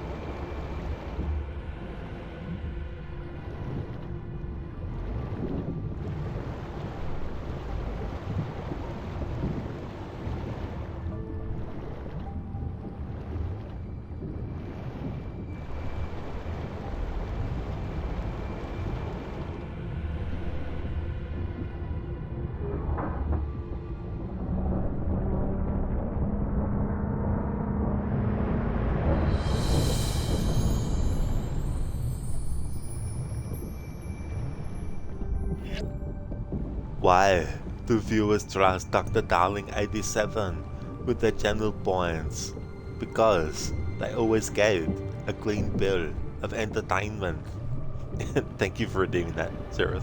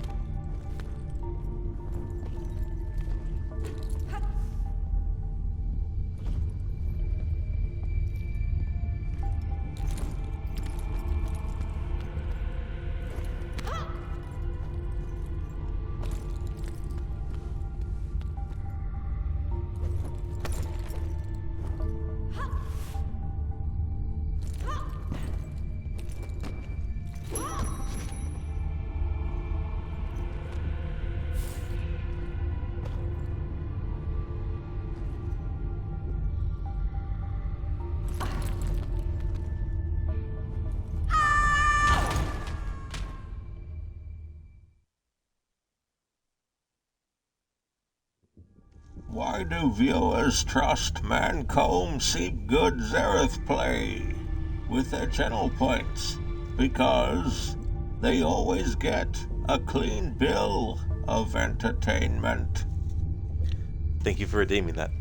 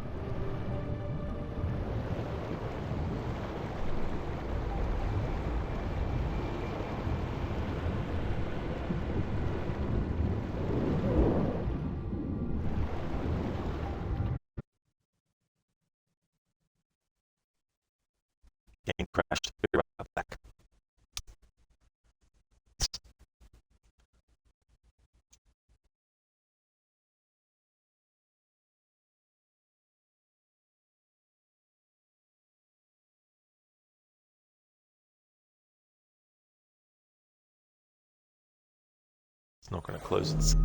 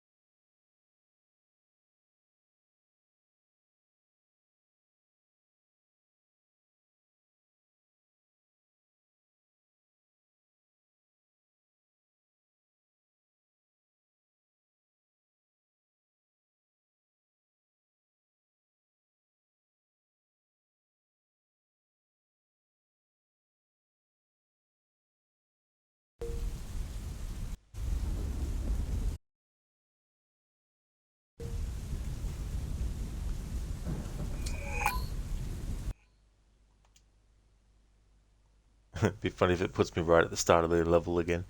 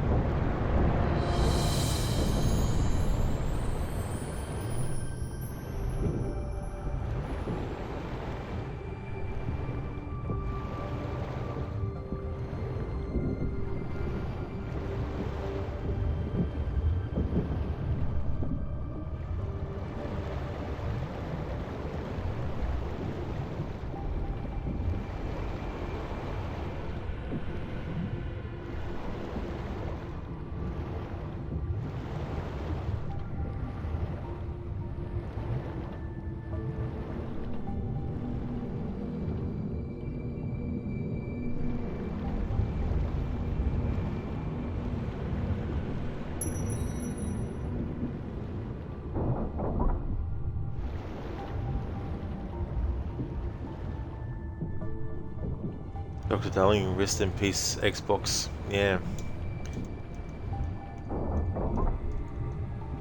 It's actually more annoying that I have to redo this fucking shit again than the fact that it actually crashed.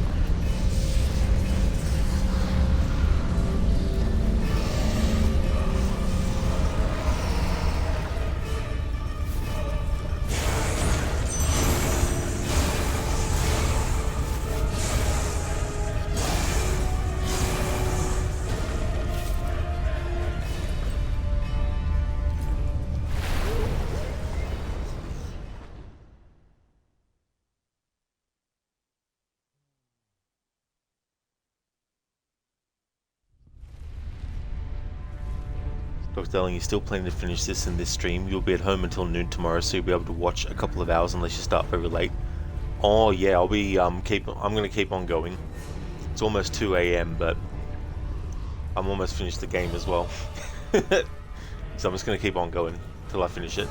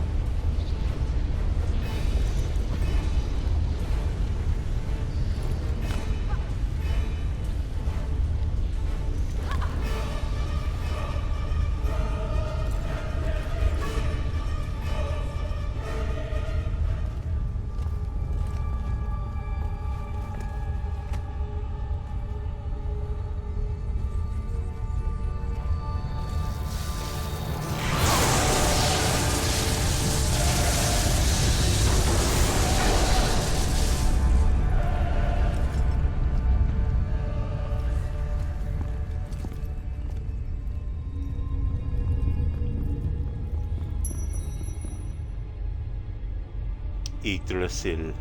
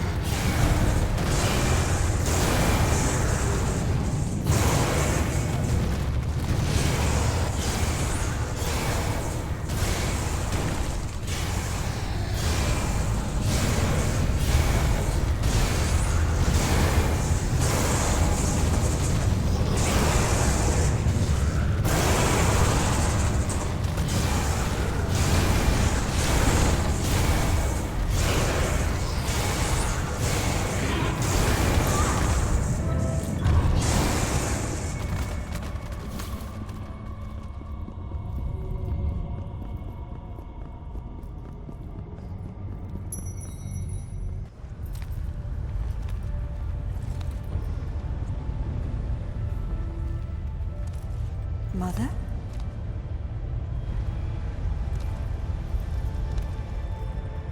Mother, it's me. It's Lara.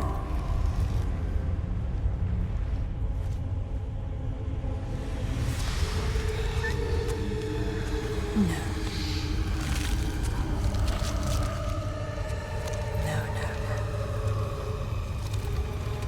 My mother is dead. My mother is dead. My mother died a long time ago. You're not my mother.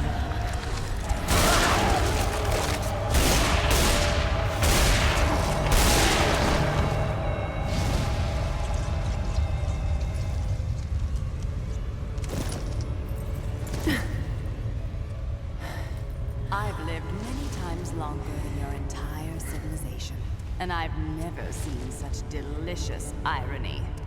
When I heard what happened to the wife of the great Richard Croft, I knew I could set him on a desperate quest to find what I desired most. Then he betrayed me in Thailand, and for that, I killed him myself. But when you showed up with Thor's gauntlet, I knew I could send you off in your father's footsteps, confident they would lead us to this very spot. You seem to have forgotten what I would be holding.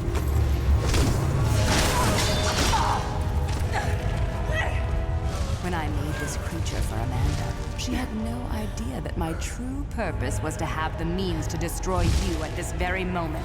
The two of you never suspected that you were mere actors in my play. And so it ends. Now, if you'll excuse me, I have a serpent to raise.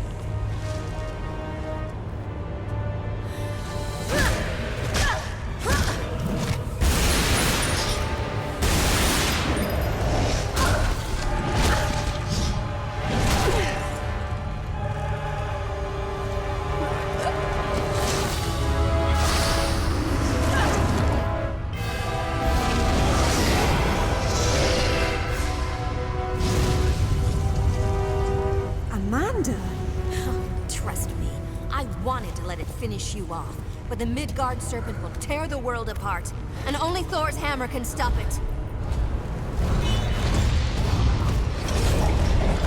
So, I'll hold him off.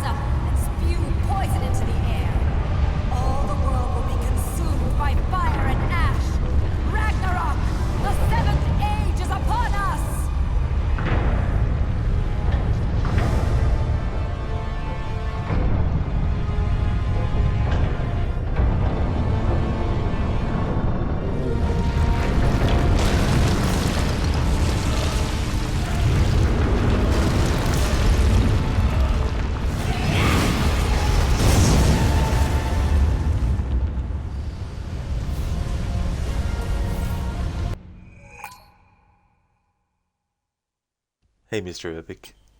Welcome, how's it going? Still alive, damn, how late is it over there? It's 2:01 AM at the moment. But we're almost finished the game. I wanted to finish it in one stream.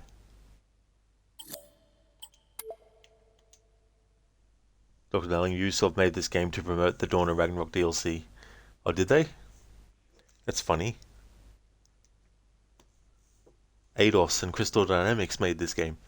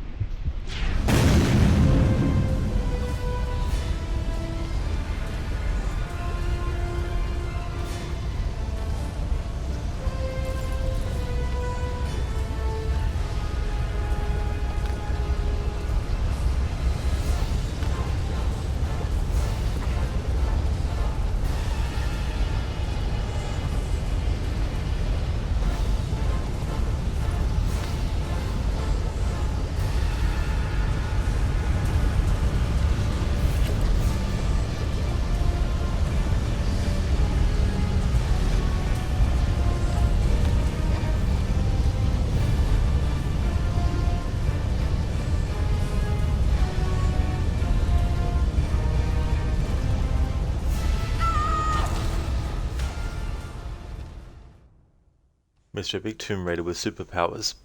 Yeah, the supernatural has always been in the series. We got Thor's hammer. I think that's what they want you to believe. Exactly. You still have to wait 6 hours for Borderlands 4. It's trippy.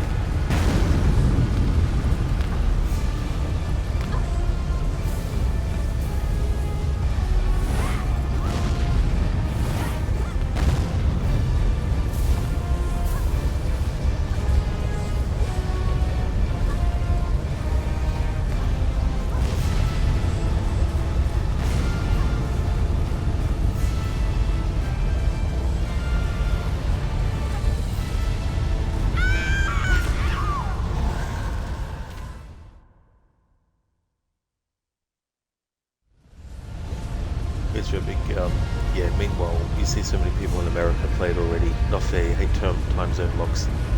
Oh, that's what you mean with Thor's hammer, nice. Just got here so you didn't know. Oh, that's okay, dude. Yeah, this game deals with Norse mythology. A game that wasn't released before this, but actually is set before this game. Actually, I'll start again, that sentence won't make sense.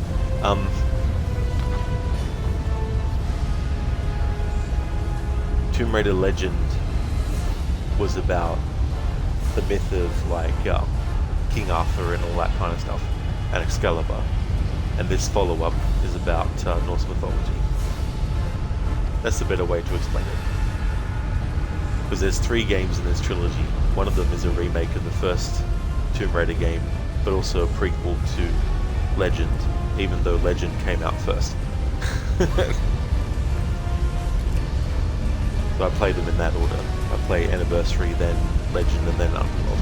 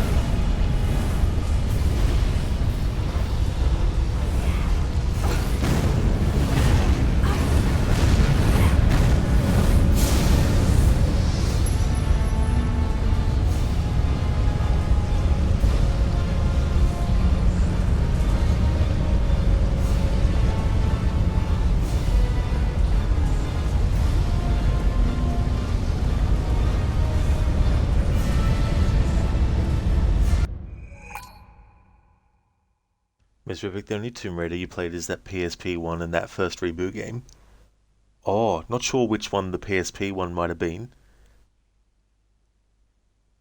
That hammer is more OP than the one we get in Valhalla. I don't think I've ever actually gotten that in Valhalla in a playthrough. It's funny, you played the Uncharted games before the Tomb Raider games because usually for most people it's the other way around. Yeah, that can be true too, as well. Yeah, it's interesting as well because not this game, but the one that came out before it, Anniversary, it actually came out the same year as the first Uncharted.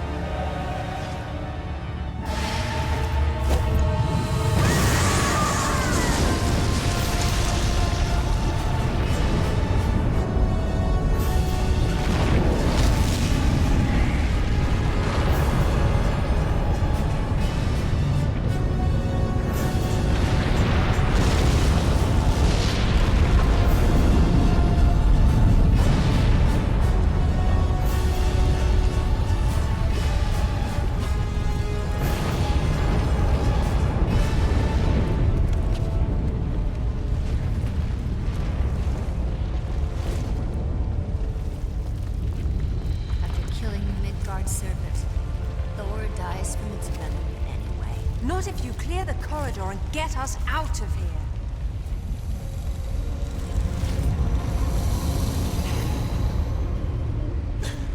Out of juice, just like Bolivia. The good news is we saved the world. The bad news is now we're gonna die here. Huh, just like your mother. Wait.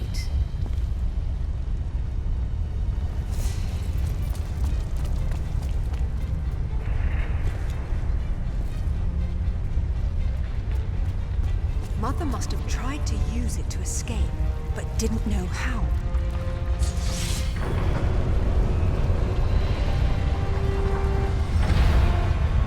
If pulling out these artifacts always brings you here, what will happen if I'm already here?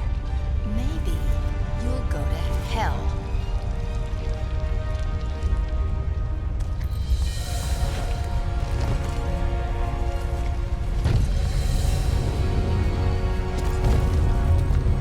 Damn it! I can't reach the sword. But you can. What about you? I can reach you if you hold out your hand. You trust me? We're out of time, Amanda.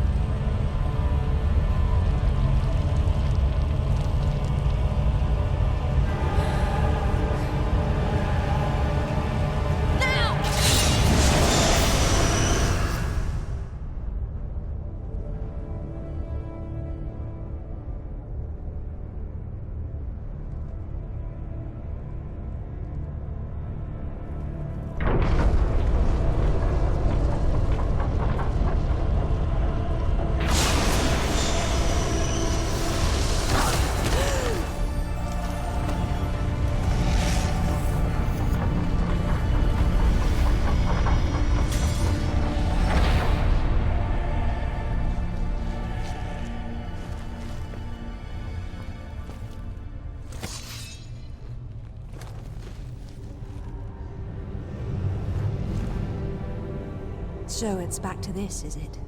What? You think we're even? Would killing me make us even?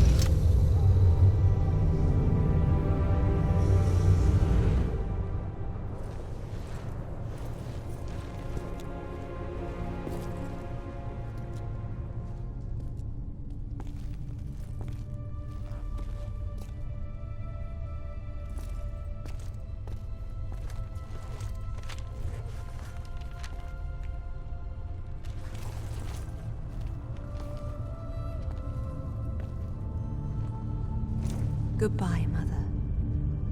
Rest in peace.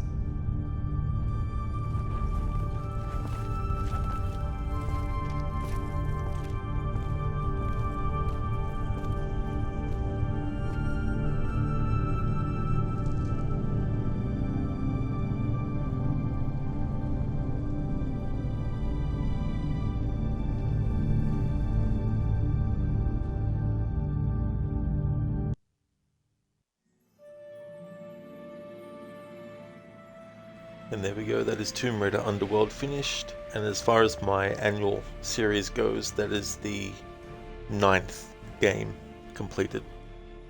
3 to go. But I won't be starting Tomb Raider 2013 next week though. I'm going to put the other 3 games that I've got left on hold. So next week, Wednesday and Thursday, will also be Assassin's Creed Valhalla. So my Saturday Assassin's Creed Valhalla stream will kick off the new schedule related to that game. So it'll be the 7th.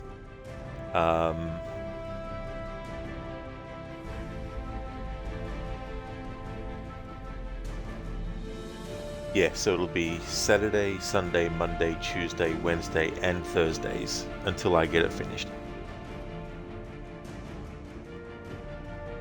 Saint Legend is peak Lara, but Underground is good too. Yeah, it's a shame the game's camera is all over the place in this game though. That for me is the only thing that really ruins this game. Dr. Darling, Requiescat in Pace, Natla, 11/9/25 to 12/9/2025. Dr. Darling, 9th, you forgot the remasters you played in February, so it's 15. Well, I mean, that wasn't my annual playthrough series, though. That was when the remasters of 4, 5, and 6 came out. I played remasters 1, 2, and 3. So in my annual series run, this is the 9th Tomb Raider game that I've done for my annual series run in 2025. Thank you, Zereth, for the GGs. Thank you very, very much.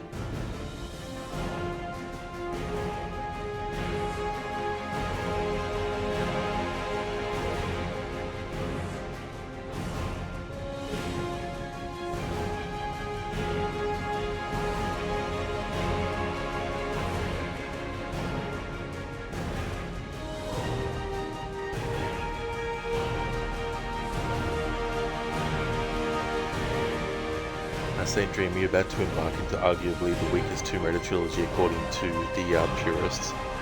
Yeah, there's definitely a lot of fans against the reboot trilogy, which is fair enough as well. I don't really have any problems with those fans. For me personally though, I just like all of them. Like there's some games in the series overall that are not that great. Like I'd probably put Tomb Raider Chronicles as that for me. But there's still stuff in it that I do like to play it. But I definitely play the other ones more than Chronicles.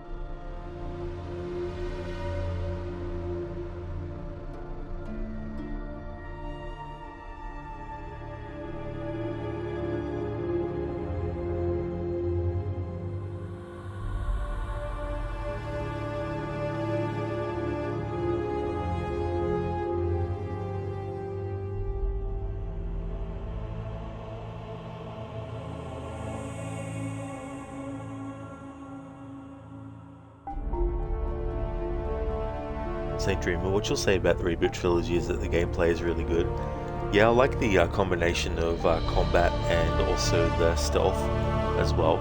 I also like the improvements that they did in the stealth as well as that trilogy went on. The stealth in Shadow of the Tomb Raider is just really, really good as well.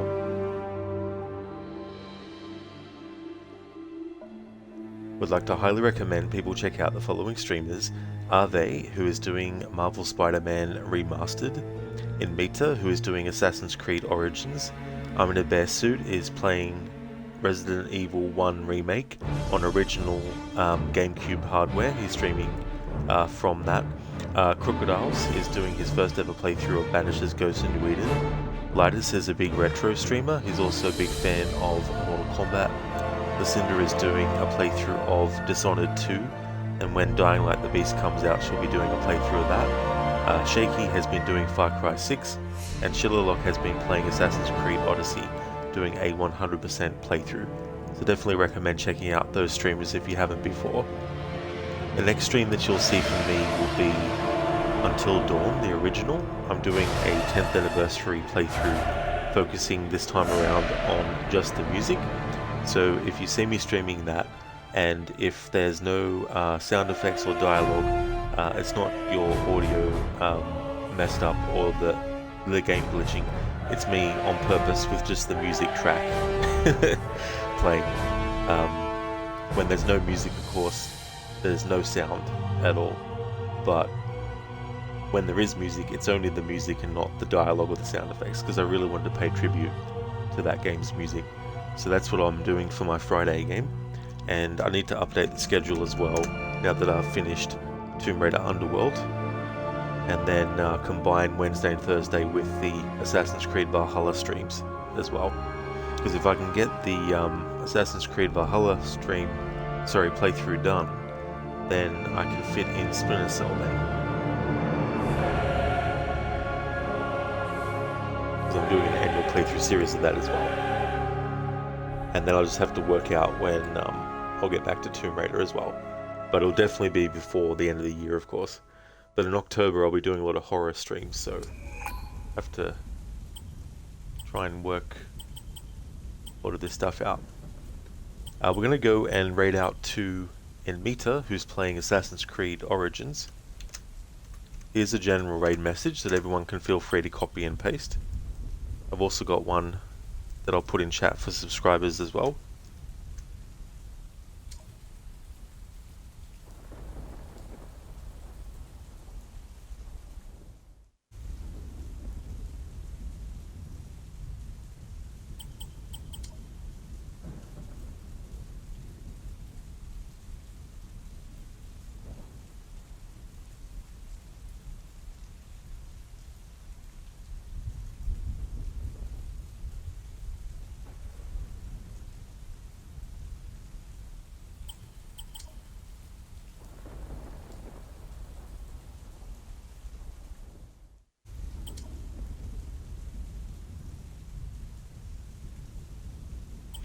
Dr. Darling, Alan, are you awake? Are you awake, Alan?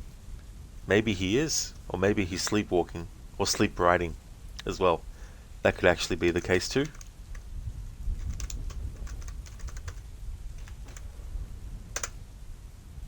Thank you once again, everyone, for watching this stream. I really do appreciate it a lot. Hope that everyone has a great rest of your day, and I'll be back with Until Dawn, the original, to continue my music-only playthrough when it's later today, because it's already Friday. Thank you, Keone, for the GGs. Thank you very much.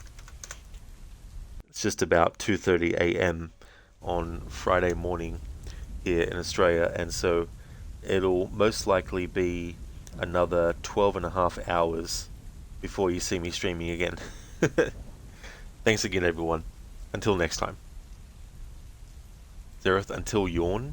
That could be it. Until yawn.